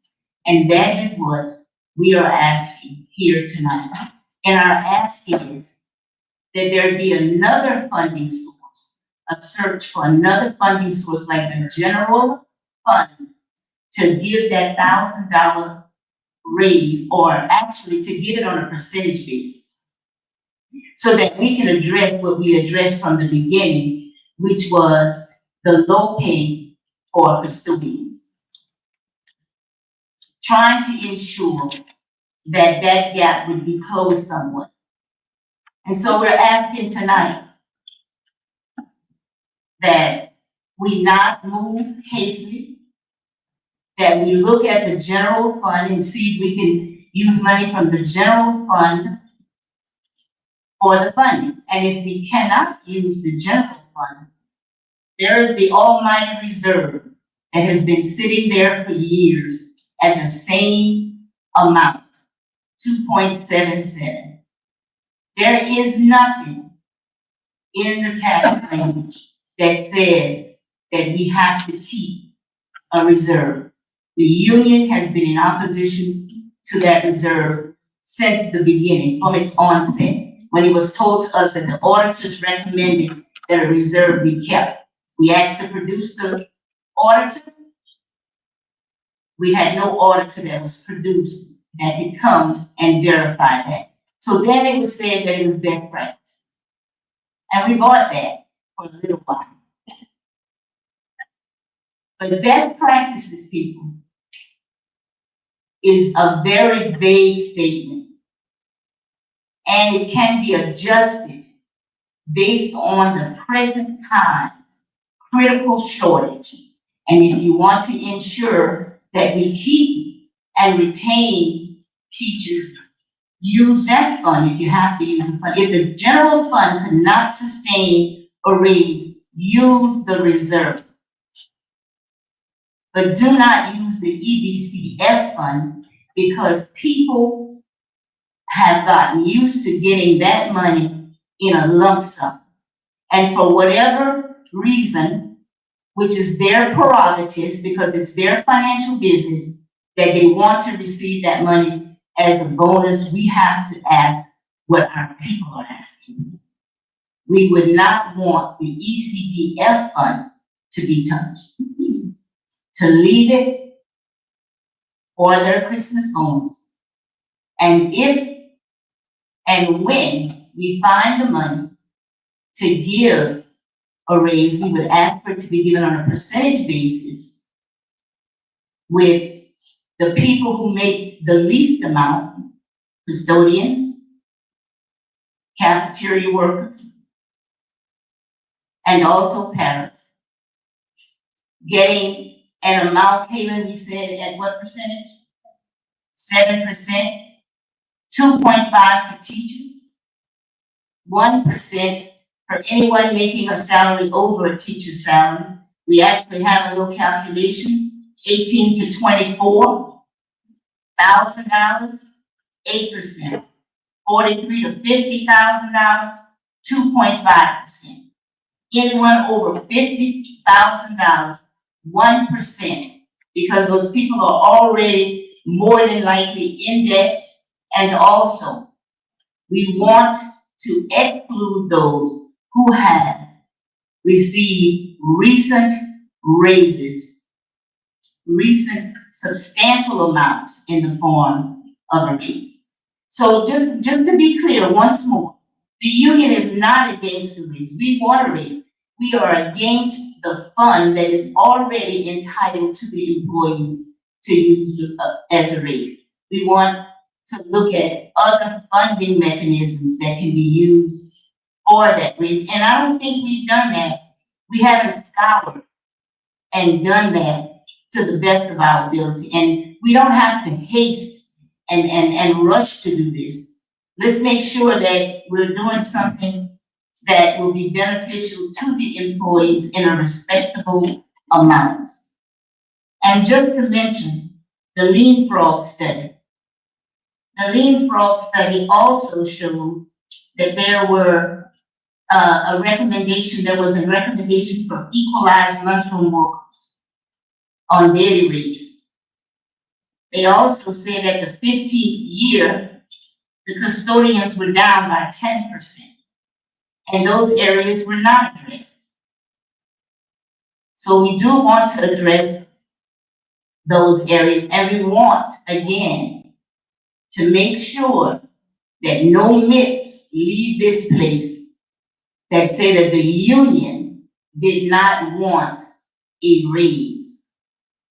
We don't want a raise from money that is already entitled to our employees. Once again, Lafayette, Bill Platt, or Evangeline, Acadia, they did not give raises from money that were already there for bonuses. The lady who left and went to Acadia Parish, she already knew what she was gonna get, $5,700.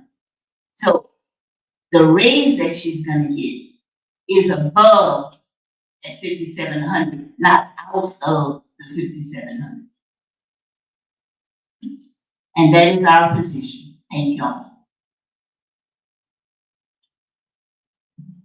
Thank you for your comment, Ms. Lilly. Just some clarifying points. In front of you, you have the ballot from the ECDF vote. I've been hearing for 2-3 years what this money was for. So I had it pulled to see exactly what we're working with. This money is for salary benefits. Point blank, however you want to slice it. Whether it's stipends, whether it's monthly pay, is for the employees. So the $1,000 raise that we're recommending, yes, they're giving it to you sooner. And at the end of the year, October, we look at it and we say, okay, board, here's what's in it. What would you like to do? Do you want to keep it? Do you want to do 1,500? Do you want to do 750? You tell me what you want. I run the numbers. I tell you it's possible. Point blank. Yes, it's their money. Whether we give it to you now or later, that's the question. The other thing is the reserve, $2,775,000. That is ECDF money. That is money that is in ECDF. We earmark it, do not touch it. Just in the event that something happens, we need to make payroll. It's reserved for that purpose. Randy, Ms. Hayes? Oh, thank you. Oh, yeah, it's because of the list. Is that what you said? Thank you.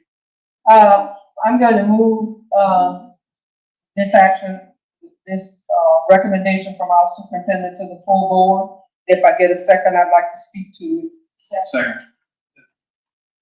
So the deal for me is, and I've told you this more than once, but I'm gonna repeat it one more time. When this was passed, Slay pushed it, and that's exactly what happened. But at the time that we did it, we were interested in a raise for this parish, and we were interested in a 13th check because we had heard about it from other parishes. Catherine Venable isn't living today. I would hate to see or have her know that we never could pass another tax in this parish to ask for that raise again and to look for a 14th check or whatever. But I will say to you that I believe had she lived, we would come to this day. And sorry it took so long, because it was about salary and benefits. And that's what we now see, that we have some money where we can move that salary. And hopefully we can continue inch by inch to move that salary with whatever we can as we move through all of this. But we can't pass a tax in this parish to give our employees more money. And we all say we want salaries. The superintendent has come up with a recommendation, and that's what I move. Thank you. Mr. Steinberg? Just a couple of comments. I guess I might get stalled when I get out here regardless, so I think I may have to take a leave. We have a parish that has, and mine stuff in every place, look at my spot. The most important thing that we can give any of our children is teaching appropriate education. They talk about crime, they talk about what's going on now, who's here, there, the other. You're gonna have crime in a place that is uneducated. If we don't move our children forward, and our parents have sold us our big landowners and whoever else, and that's why I say I'm gonna get stoned because the comments I'm making. They decided that our children don't deserve what they already have. That's the reason why, Mr. Bush, I wish you'd have been on the campaign trail when we were trying to push that tax, because the comments that you made, you went, it hit home, all of it hit home. But you got a lot of folks that sit back and say, oh, well, it's not gonna happen in my community. But then when it starts moving around and the circle get bigger and bigger with crime, with people that's doing without, people that's not able to provide for themselves because of a lack of education. And we all gonna see it. There was a couple of taxes that twice tried to pass a tax, and they didn't tell us no, they told us hell no. Just like that. And the percentage of the people that voted for it against the percentage of people that voted against it, it was a loud message in it. I commend Mr. Baptiste and Ms. Grantham for the efforts that they're making to try to get this system on a level where we can retain teachers, attract teachers, at least give them let them give us a call. And I wouldn't mind working in St. Landry. We have a great faculty. We have some good people here. We have a team that's working hard in order to bring our school system to the next level. But I've been hearing both sides of it. I mentioned to Mr. Baptiste about even doing a survey the other day to see what our employees want. I see that our employees want instant gratification, like children. Children want instant gratification, and that's what I've been seeing, that some of our employees want instant gratification, but it's not gonna help you in the long run. Now, one guy told me the other day, he said, well, with what's going on in the world, we might not be here, I might not be here to do a retirement, because they probably gonna blow us up. Well, I don't know what's gonna happen with that, but what I'm saying is this: we need to be able to do what we need to do to educate our children and move them forward. And Mr. Baptiste and Ms. Grantham and whoever else is involved in that, work with some numbers and play with numbers until they say we can do 1,000. All right, well, 1,000 don't sound like a heck of a whole lot. And maybe it's not in a lot of people's books. But 1,000 this year, maybe 1,000 a couple of years down the road, and continue to move in that direction, perhaps we can reach the level where we'll have people that's in Lafayette will say, I want to work in St. Landry. I'm not driving an extra 2 miles to Lafayette when I can be at home, wanting to work at home. I worked 20 years in Lafayette for the same doggone reason. For the reason of I was raising the family and I needed the dollars. I started a master's program. I quit it because I started working on calls at home and saw that going to sit in that doggone classroom wasn't going to pay me anything. A master's degree was going to pay me $1,000 more a year when I was making more than $1,000 a month in my backyard. You know, just doing hand-in-hand type stuff. Working on people's houses, doing this, doing that, doing the other. So what I'm saying all that to say this.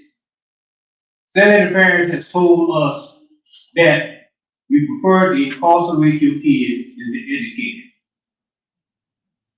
And Randy works in the law system. He sees it every day.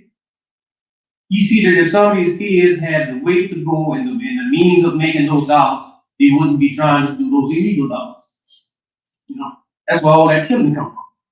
But I'm saying all that to say this, and I hope that the media take it and spread it wherever they want to spread it. St. Landry Parish has always been what folks call a political parish. Biggest politicians, the poorest people, but the biggest politicians. They won't do the right thing because they want to hold on to $1. But I'm of this amount.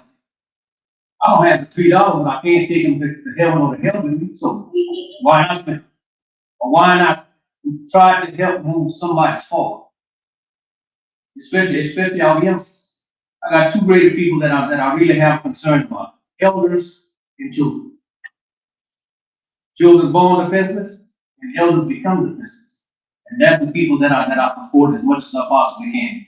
And I got 2 or 3 acres of land and I was willing to pay taxes. Because I knew that somebody paid tax for me to get educated. But then again, as we go, we get more and more selfish. And that's what a lot of people are going backwards with. They got that one word in that complete head. I. What about being people? What about the rest of the folks? What about the one that do it out? I do this Thanksgiving thing I do for 20-some odd years, almost 30 years, because I see the need in my community that people need. And in order to fulfill those needs and in order to fill that gap, we're gonna have to educate as much as we can. Hats off to you, Mr. Baptiste, hats off to you, Ms. Rackham. I think I said more than what I should have said, but I think it was well said. Ms. Amo? Ms. Random, thank you for finding this, because I looked everywhere for it to see, because I was like, where is this ECDF paperwork, policy, whatever it's talking about? So thank you for that clarification, that it is definitely, to supplement revenues and can be for salaries and benefits. Best practices is best practices. Doesn't matter what's work you're in, is best practices, and I think best practices is to reserve those funds, especially with the prediction of losing students and losing from that general fund. So definitely, while I appreciate, everybody has an opinion, we're all entitled to one. I do, I'm comfortable with $1,000 for every employee. I do think I need to do a little more homework and, take some of the work that, Ms. Renton and Ms. Edel put forward and really getting back to this list and seeing what we have already addressed, because I think, we do need to chip away at this and really take the recommendation, and I think some has been done, and maybe going with $1,000 across the board, it's gonna put a few over the top, and I don't think that it's gonna be many, and I know that, we say do things in haste, but next year is almost here. So if we want to have teachers, let's get a raise, then it's time. We keep pushing things off and waiting and holding on. We have enough information to make a decision, so. I also think we should. Just tell the public, you really supposed to, speak one time, after 5 minutes, I know this is a big deal, and this is gonna be the last time when you're moving on. Thank you again. Ms. Willie came up and she talked about pay raises. Thank you, Ms. Willie. This $1,000 is percent pay raise. Ms. Brown, Mr. Carlo, please check my math on this. The employees who making $20,000 get 5% pay raise. 5% pay raise for employees who making $20,000 a year. For the ones who making $40,000 a year, that's 2.5%. 2.5%. And for ones that making, everybody talk about the big timers, who making $80,000 a year plus or $70,000, that's less than 1%. So this is a percentage pay raise, and I think it's an urgency. The reason why it's an urgency because the fiscal period starts July 1st, and general something accounting process. You need to look at your fiscal period, start this fiscal period, because we forget about our custodians who are 12-month employees who are affected by this. These are the people who make this amount. Thank you. Really walk up on me. Okay. No, I just wanted to say, for that ECDF fund, and that was passed in 1998, and I know a lot of teachers think that that's their money, but at the time, certain people on this board was working during that time, and we never got anything from ECDF. So we allowed the money to grow, the money stayed there, and it grew and grew. But we retired and never got anything from it, and it was passed during the time that we were working. So it's not, you can't look at it as being our money in a sense. You look at it as being money that's gonna benefit the parish as a whole. And that's how, sometimes we're gonna get, and sometimes we're not gonna get. And that's what's happening. You're not entitled, I mean, I know some teachers looking for the lump sum because they figure they're gonna be retiring in the next couple of years and that's not gonna benefit. But we can't look at it like that. We got to look at it for the system and that's gonna benefit the system as a whole and not just us. And if we take that attitude, then our system is gonna grow because we're not being selfish in a sense. One last comment. First of all, I'd like to thank the board for hearing us on the last full board meeting and us coming back for a discussion. Thank you all for that. And secondly, I'd like to say that when that tax was passed, I know our union didn't have a thing to do with it. We gave credit to the late Laney Morrow, who was the superintendent, who pushed that tax, went to every school in the parish and addressed the employees. We like to say we kept it on the low, and the employees and their families went out.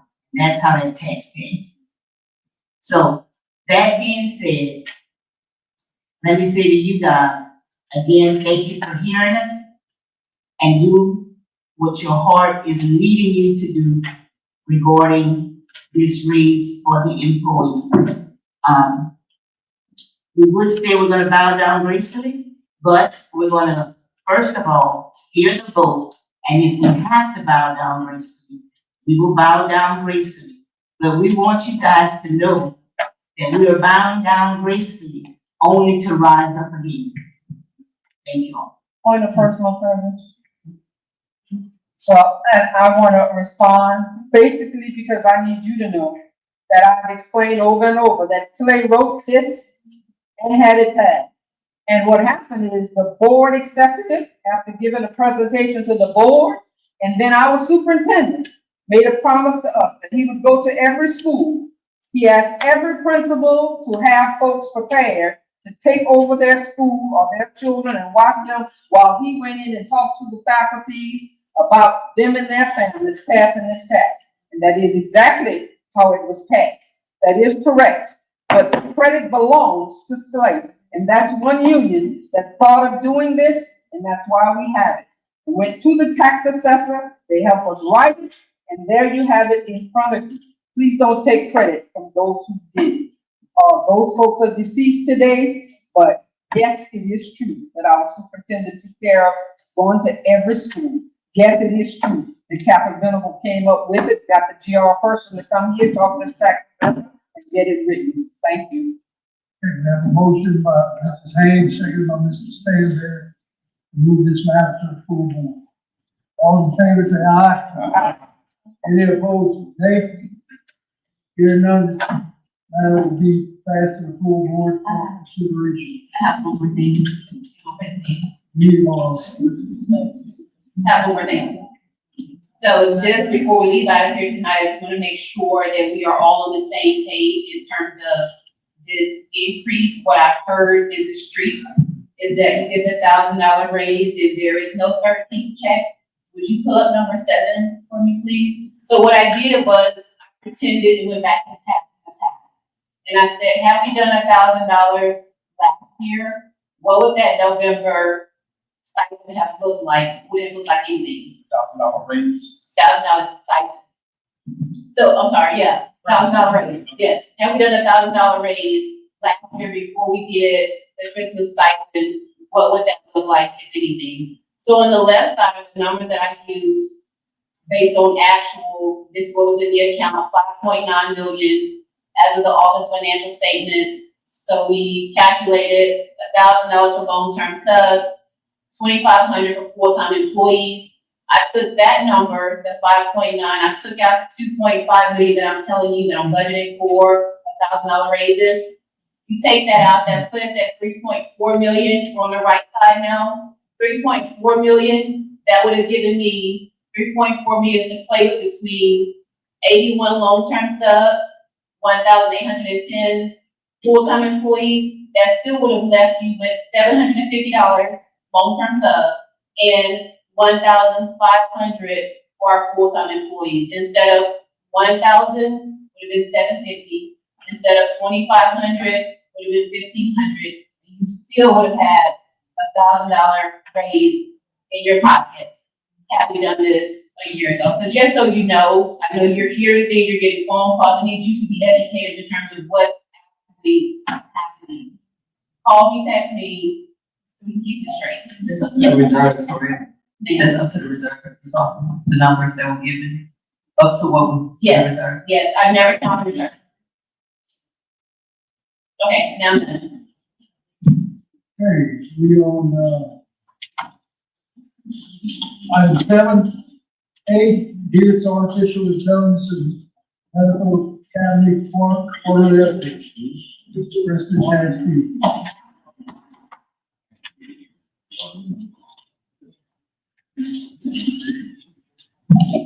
I know the hour is late and it's been a long meeting.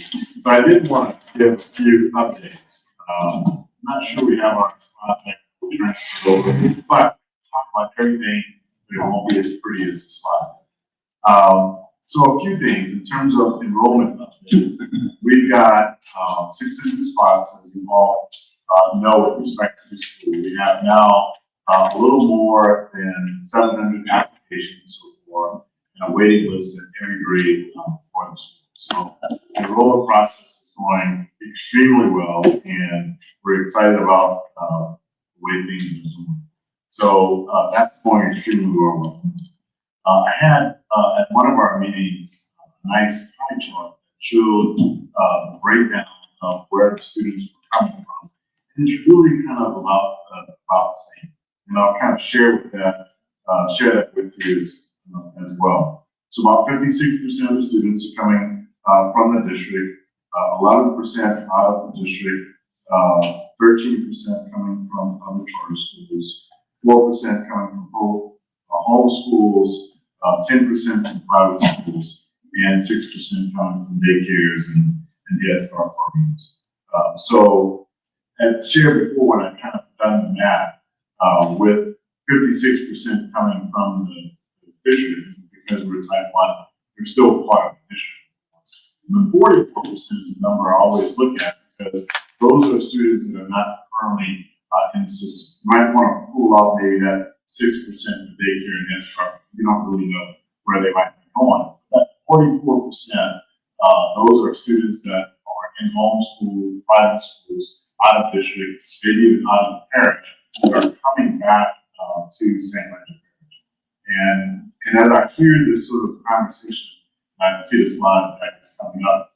And as I hear the conversation about how do we continue to improve the parish, I think we're accomplishing that with the new demand that we've created for St. Andrew Parish education. So I think that what we've been hoping to do, we've managed to do as well. There was also a question last meeting, Mr. Nod, just in terms of giving the board a sense of how we're doing in terms of hiring. So on the next slide, with the hiring update, we have almost all of our positions filled at this point, with about 95% of all teaching positions. We've got one position left that we need to fill, and we're getting close to that one as well. The teachers that we're hiring, just to kind of give you a breakdown, we have 25% coming from within the district that will be joining us at Achilles Medical Academy, about 37.5 coming from other charter schools, 12.5 coming from private schools, and another 25% is completely out of the district. Probably some of those that we were talking about a little bit earlier, maybe coming from Latvia, have actually chosen to come back. Some of them, 25% of what number? Russell. of the number of positions that we have, what's the total number? 40.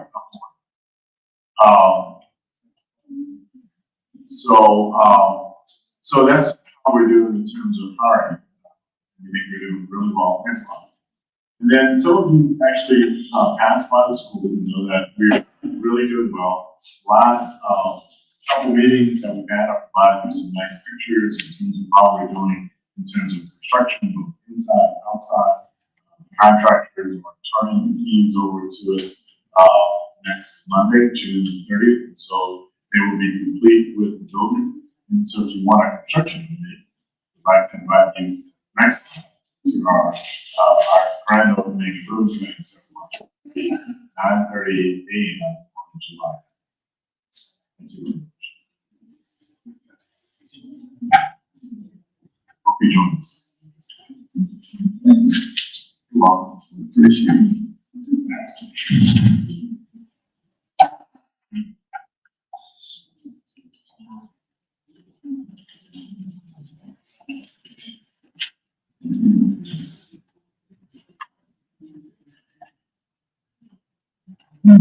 Alright, 8A, discussion or action to approve teacher residency pay for 2025-2026 school year. Natalie? Good evening. I come to you again as I did around the same time last school year for the discussion and or approval of a supplement for our resident teachers. I'd like to give you a little update on how that looked for this past school year. This past school year, we had 6 residents that were in our schools. Out of those 6 residents, we had 5 that signed the resident contract, which brought us 2 additional years with these teachers. They are certified teachers. We have since placed these 5 teachers in schools, and they're ready for the upcoming school year. The total residents we expect to receive for this coming school year is 4. So I would like to be able to provide them that $1,050 stipend a year, with the signage of that additional 2-year contract. I'm sorry, I'll make a motion. Second. Motion and second, all in favor, say aye. Aye. Any opposed, nay? Hearing none, that matter will pass on to the full board. thank you. Item B, discussion or action to approve job description. Food services manager, Mrs. Bradley, Mr. Thomas. So I'm going to defer this item.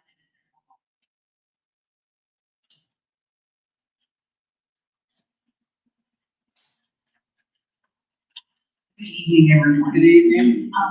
The change on the job description is the amount of days the cafeteria manager works a year. Currently, they're scheduled for 109 days a year.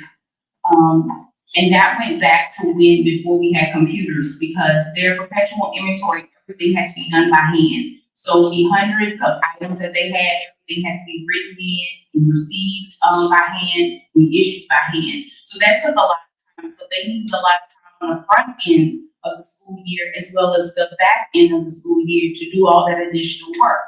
So in the last, I will say 15 years, when computers came into play for inventory in schools, about 20 years they came into play. Specifically here, they really do not need all that time.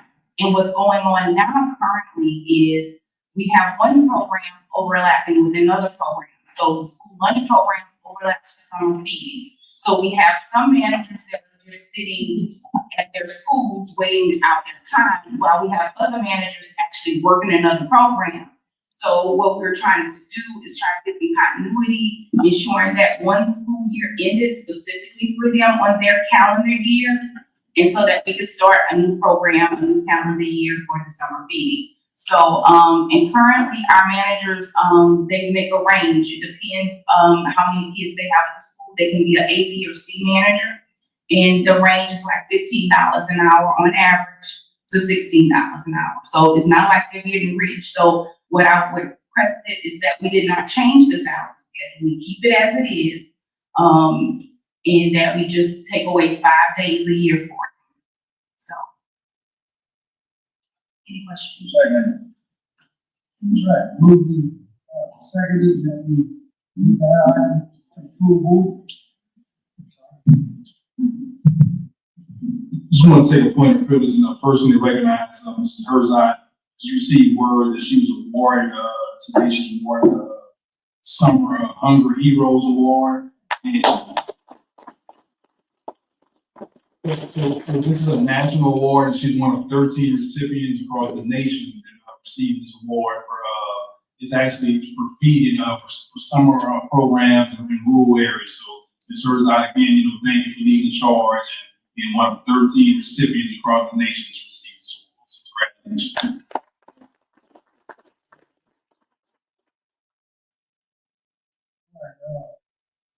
On the motion, all in favor, say aye. Aye. Any opposed, nay? Hearing none, that matter move to the full board. Next item, 8C, discussion or action to approve job description for administrative assistant. Mrs. Radley? Good evening again. So as, you all know, for the last couple of meetings, we had noted that we had two identical job descriptions, that of the administrative assistant and that of the assistant principal.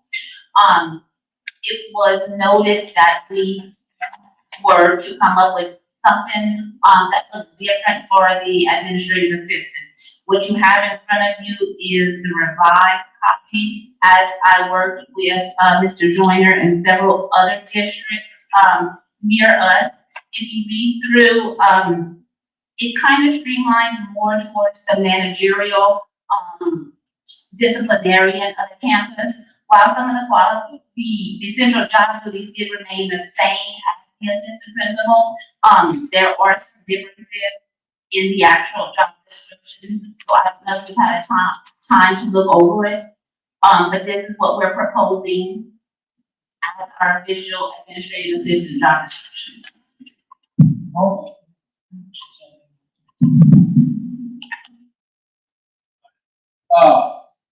I would like to see about doing away with administrative assistants, and the ones that are administrative assistants, put them as an assistant principal, and put them at the bottom of the scale, and that'll work that way.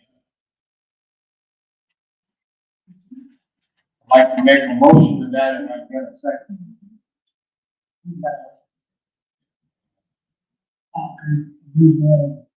Anyone have a question or comment?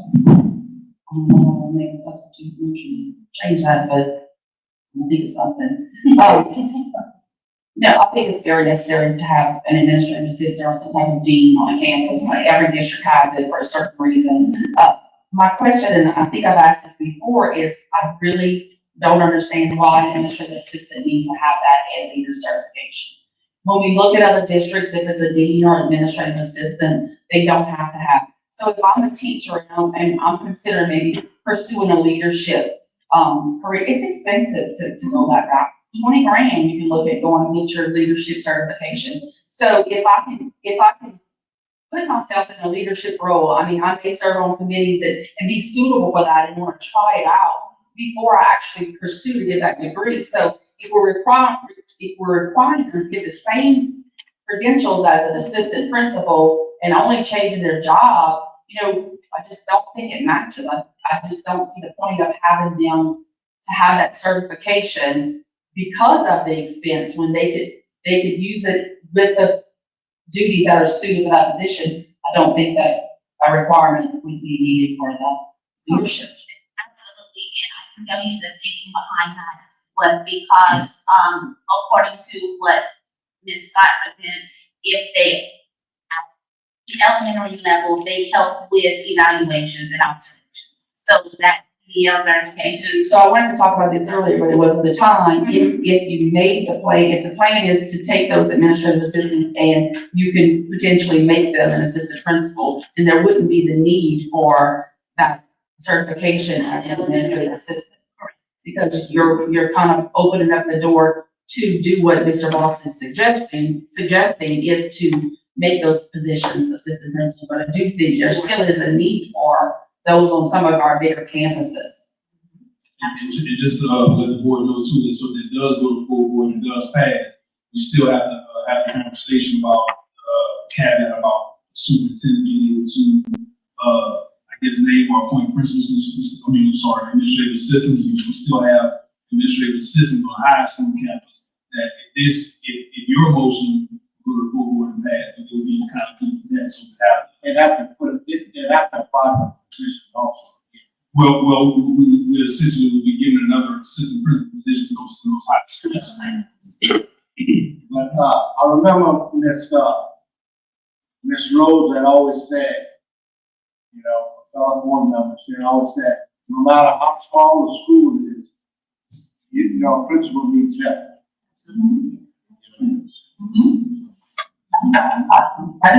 I'm not real clear on why Mr. Moss's motion is needed if we've already decided to make some of the, be allowed to make some of those positions assistant principals.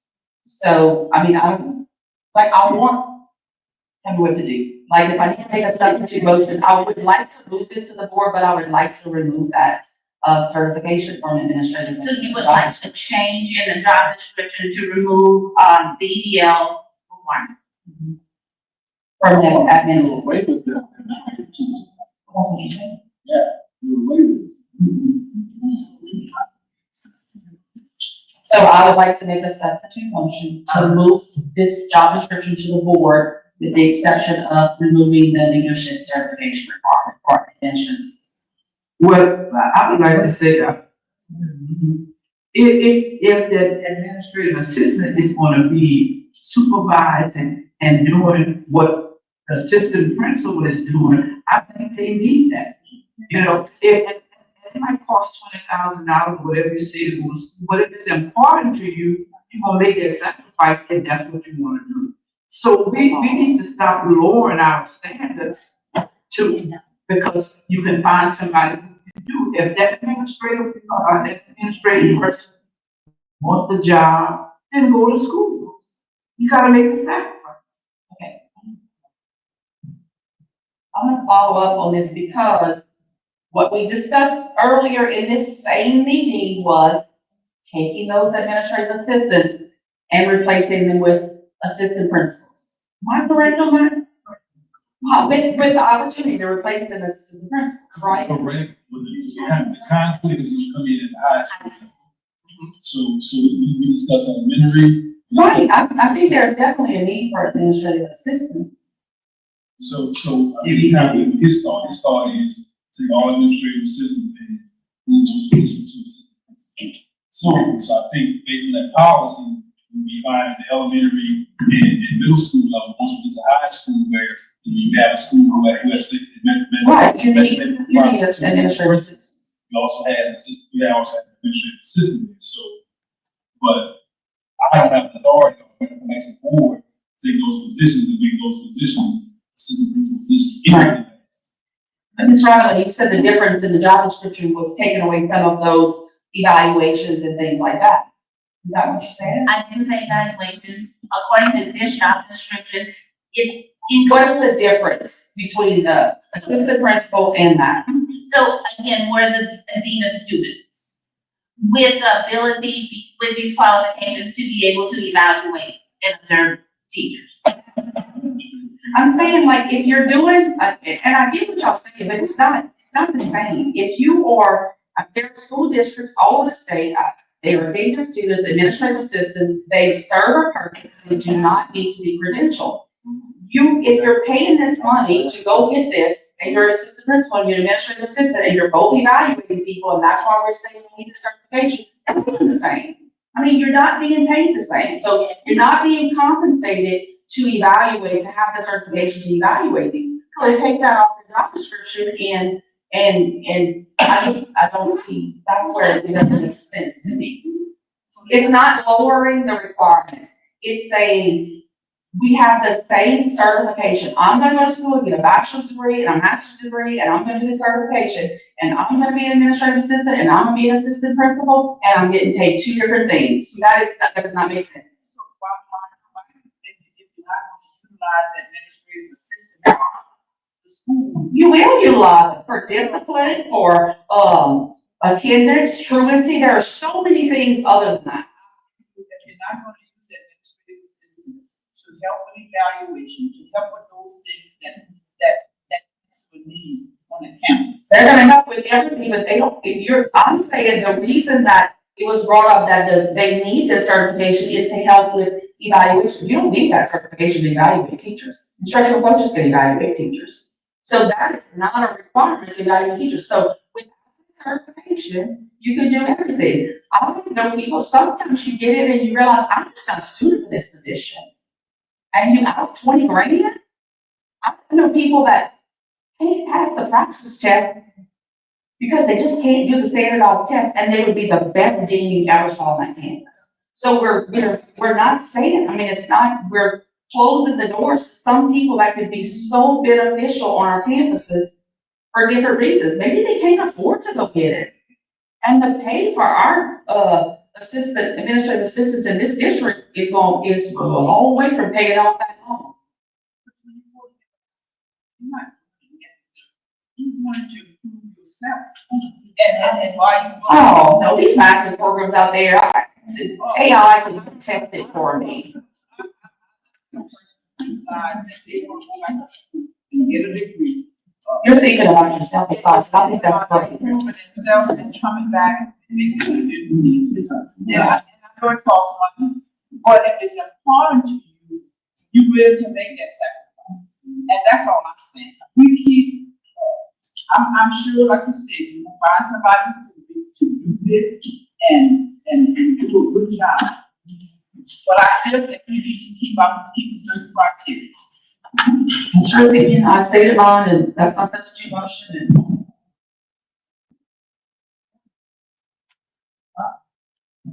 We heard discussion earlier, Mr. Matthews talking about presentations made by our central office about HR and all that.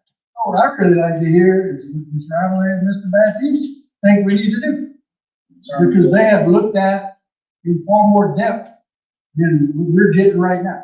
So I think from my perspective, we need clarity in terms of like how to attack it. So I think it's just kind of in terms of like Mr. Boss's motion. He's saying just take some administrative assistant and take you and advance you to assistant principal.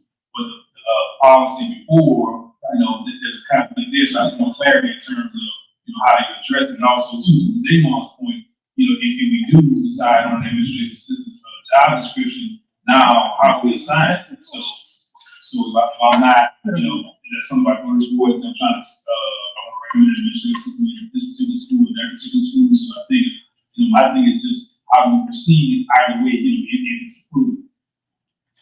But I, in my personal opinion, I think especially, at elementary levels, middle school levels, I think we definitely need, I would say, some assistant principal who's there, to help lead the charge. So I'd like to see that at those levels. The high schools, according to the laws, there's something that, those people would shift to assistant principals. But, right now it's something that, all our high schools have the two assistant principals already currently. So, with that third person, shifting to the assistant principal, it goes, above this current pressure. Some of them don't, but not. So how many assistants? 12, 16. 12 in the district, 5 at the high school level. But all schools aren't currently, I heard all schools currently staffed with assistant. High school. We have, for very advertising, I think both names feel North Central. North Central.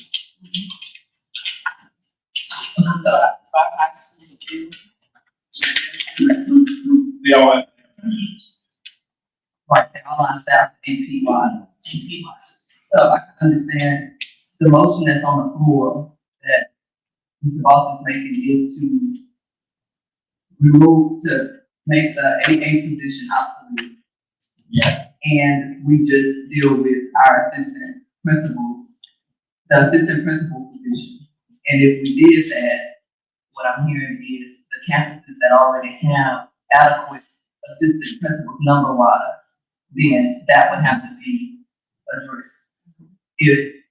So my question is, if the AA position was made obsolete and we moved to just assistant principals, then the process would be to not have to have the conflict that you described. They would just have to apply, like, what's the idea of tackling? If it's not moved to an automatic, they become an AP, then how that will resolve the number of issues. So I would say since it becomes a new position, now that you have to have a position, So that will resolve the principal, but let me, so I can finish one. So that would mean, that will resolve in the matter of some campuses having too many assistant principals. Correct? And you could end up with a displaced person also. Okay. So it Even will if it's not resolve, hiring an assistant principal. they would then, if they reapply for that position and was not hired, they would then have to find, they would be displaced. If the motion was to do away with the assistant, administrative assistant, and we just work with the assistant principal position. Right, okay. And I'm clear on that.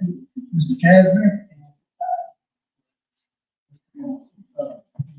So clarify. With the situation with the number of people that you wanted to school, but I've always, I don't know, I guess time maybe changed, but, everybody that I find as my principal, I wanted to take my job. You wanted, what you were charged? I wanted to be taken, they did, many of them became principals, throughout the parish in every way, because there's always a special situation, of course. Maybe at a small school or somewhere on a high school level that you might want to make sure. I don't know if we can, but you want people to move up, and I think that, you should have some criteria in terms of getting that, maybe not to that level, but they should be somewhere. And if they're gonna observe teachers, they need to do something. They gotta be able to show something. They have to be able to be prepared to enhance somebody, sure, give a good direction. But I still believe in the philosophy that that individual should be one that is striving to become a principal or assistant principal or something. That's tough in my mind to conceive. And maybe there's an old person thinking to retire and it'd be nice to them to take that, maybe something. I don't know. Sorry, you had I just want to ask Mr. Bentee, we see like communication now.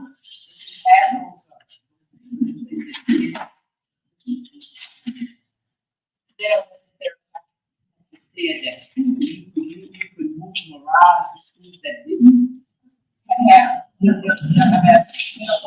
I think in some places like attrition probably would help, but then, you would have some incidents where, again, once you open that position, it may, so you have people who apply for positions based on what they are. So, you might have, like you saw the administrative assistant position and say, no, I don't want to apply for the assistant position, but I want to apply for the assistant principal position.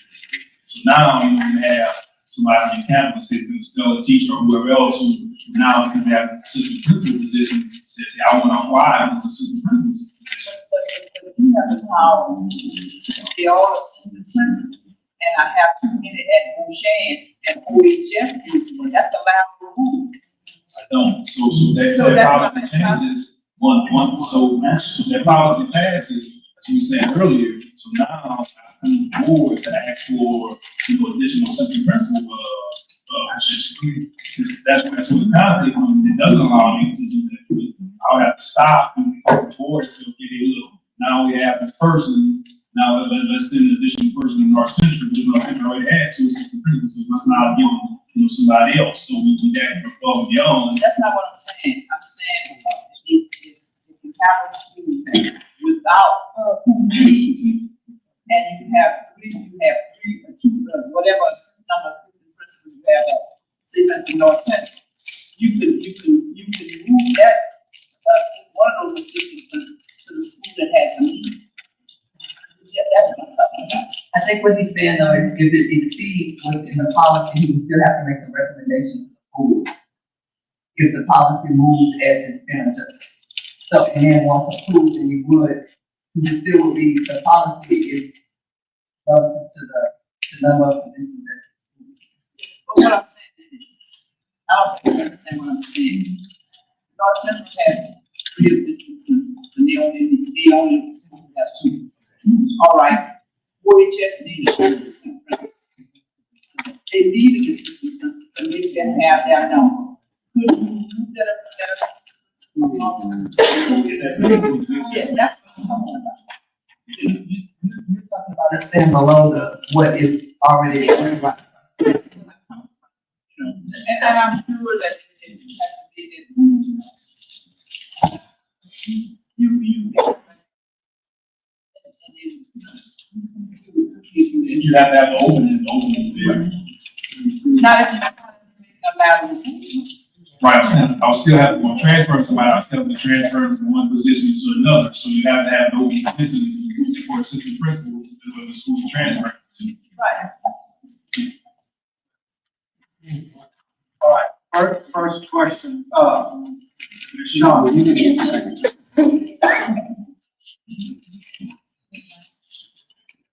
Right. Brandon. I have a question. We have 12 administrative assistants. What you had said, the price was $63,000. We were gonna promote, assistant principal. It's about 66,000. 66,000. That ain't gonna teach you, some teachers. That's to do all of them? Yeah. Administrative assistant, now, okay, like Bochan. Bochan had 2 assistant principals and administrative assistant. Okay, all you be doing is taking an administrative assistant and move them up. Move them up. Now, the pay is gonna, like, go up. Not as simple as moving them up. Job, you have to have them apply. Right, so once you create an assistant principal job, Okay, that person will be applying for that job. So they could get that job, or they. yeah. And if they don't, where are you gonna put them? You have to go back to the classroom, it's not a position for them. No, I mean, that's no problem. Does it make sense to have different policy for elementary schools and high schools? For that? Sure, yeah.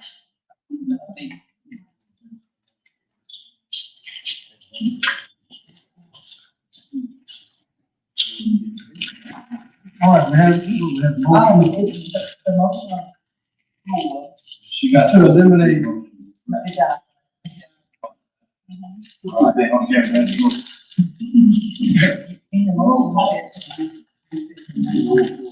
Let's move the job description. Well, no, I want to reapply. I want to reapply. Yeah. Motion, Eliminate eliminate administrative assistant altogether.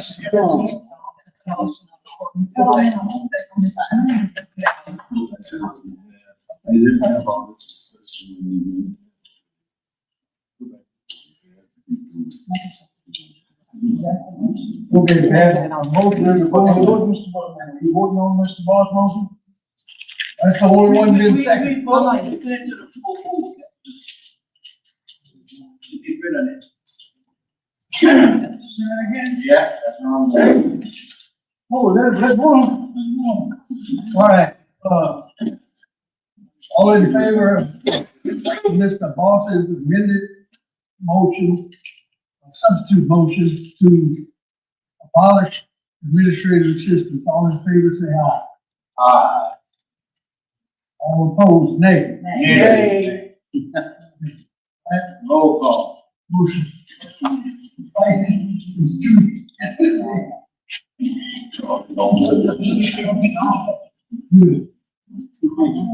If you only need a roll call, if you can't figure out what was the answer. He's aye and failed.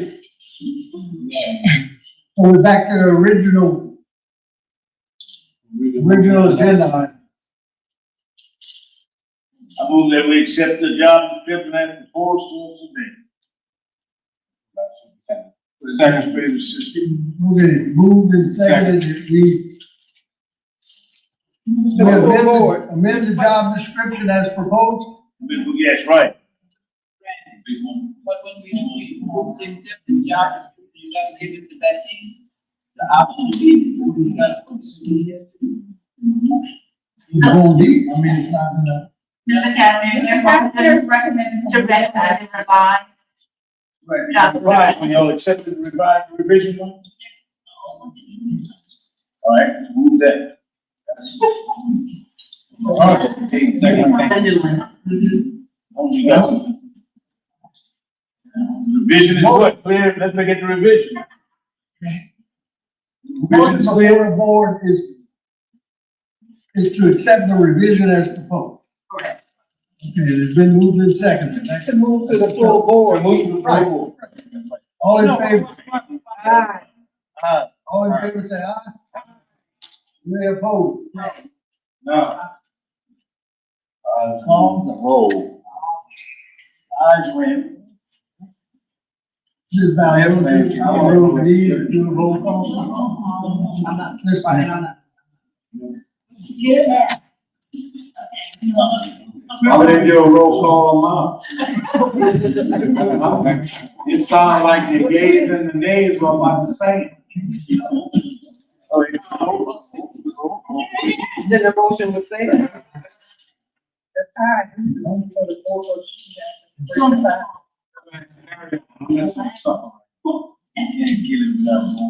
You need- So there's a hand in the. Yes, ma'am.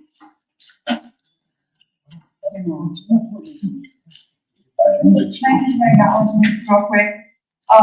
Superintendent Baptiste, the board, superintendent. I am Fan Provost, and I am an admin assistant at Weston. Okay? I've been there for 2 years, and my job has been exactly what APs do. Changing the job description will not change what gets done, no matter what. So the pay's not in it for me because I love what I do. I'm a product of St. Andrew Parish School Board, and Joyce Haynes is one of my teachers. So going back and forth and saying we're changing the job description, it won't change anything. Because those of us who are in it for a real reason, it's going to stay the same. I'm gonna go to work tomorrow morning and still work on the master schedule that I've been doing as an AA, not as an AP. So I understand both sides of it, but at the same time, your AA, just, if it's a classroom teacher coming out, want to see if that's what they wanna do, then do that way with it. But don't make it to where I sat through 5 days of training to be able to, evaluate teachers, evaluate, LEOR, LLOR, both of them, and have to take a test every year. Just like my system principal, just like my principal. So why not just those AAs that's in position? Go ahead and move, if there's a need, go ahead and move them up. Also, we have, I noticed on the elementaries and high school. High school's gonna have 2 assistant principals, middle school has 1. What happens in our circumstances? We have high school and middle school. So that's something else to take into consideration. I just, I understand y'all time, y'all are working on it, and I get it, and I thank you for that. But at the same time, nothing's gonna change because the work's.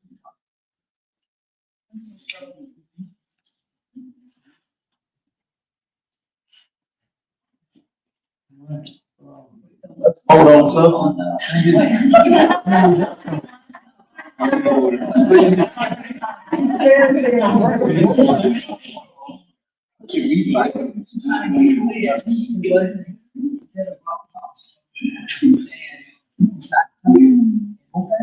That's.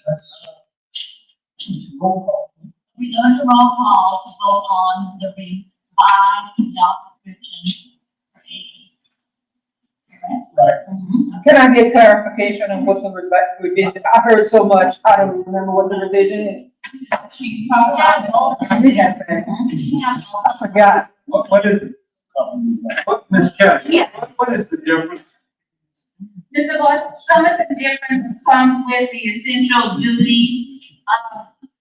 Some of those duties, as Ms. Amos stated, the job essential duties went more towards attendance, discipline, more of a managerial, again, more of a dean of students. But we don't have that title in our district. But like she said, the same thing, they're not gonna, we can approve it, but the principals still making them do the same work. So I roll call back to almost. I wasn't here. So I think we could probably find a little common ground on the fact that you probably still do some full board, still make like whatever discussion or changes there. And you know, we try to bring like any additional, Appreciate that. information that the board needs, so we try to bring the full board, and try to make an informed decision for the board. Okay.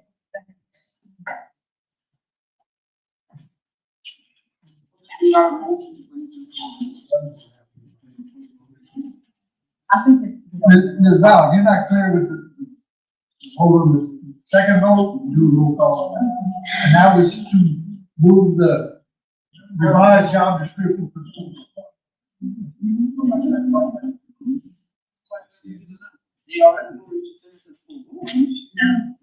Yeah, it wasn't clear.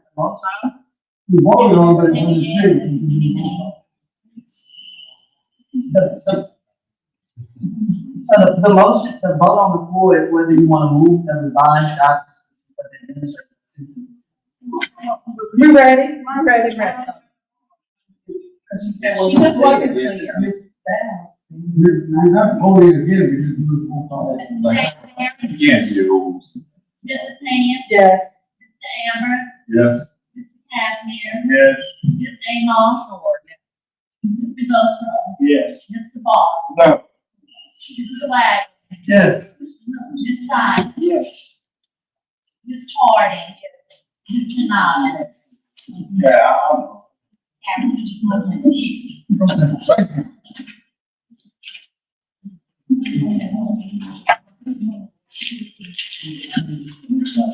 Next. Next item is, 8G, discussion or action to approve job description for supervisor of early learning programs, collaborator. I can take it, right? So essentially, Ms. Melissa Arno, she's gonna be retiring, so this, Move to the full board. so it is not, that I want to ask the board, if there's not any like term, like job description revisions, we can just table it here, just give us permission to go on and start advertising. So we want the full board to. You're not changing. No, it's Oh, okay. just to ask, bring it back. Okay. Nothing is changed in the job description, you just want to approve. Nothing is changing in this job description, right? No, not, we don't change it, we just your ask to bring it back, so we just bring it back to the board. Do you need a motion to table or you just want to? Just want to advertise. Right, we can table it again. Correct. I'll move to second.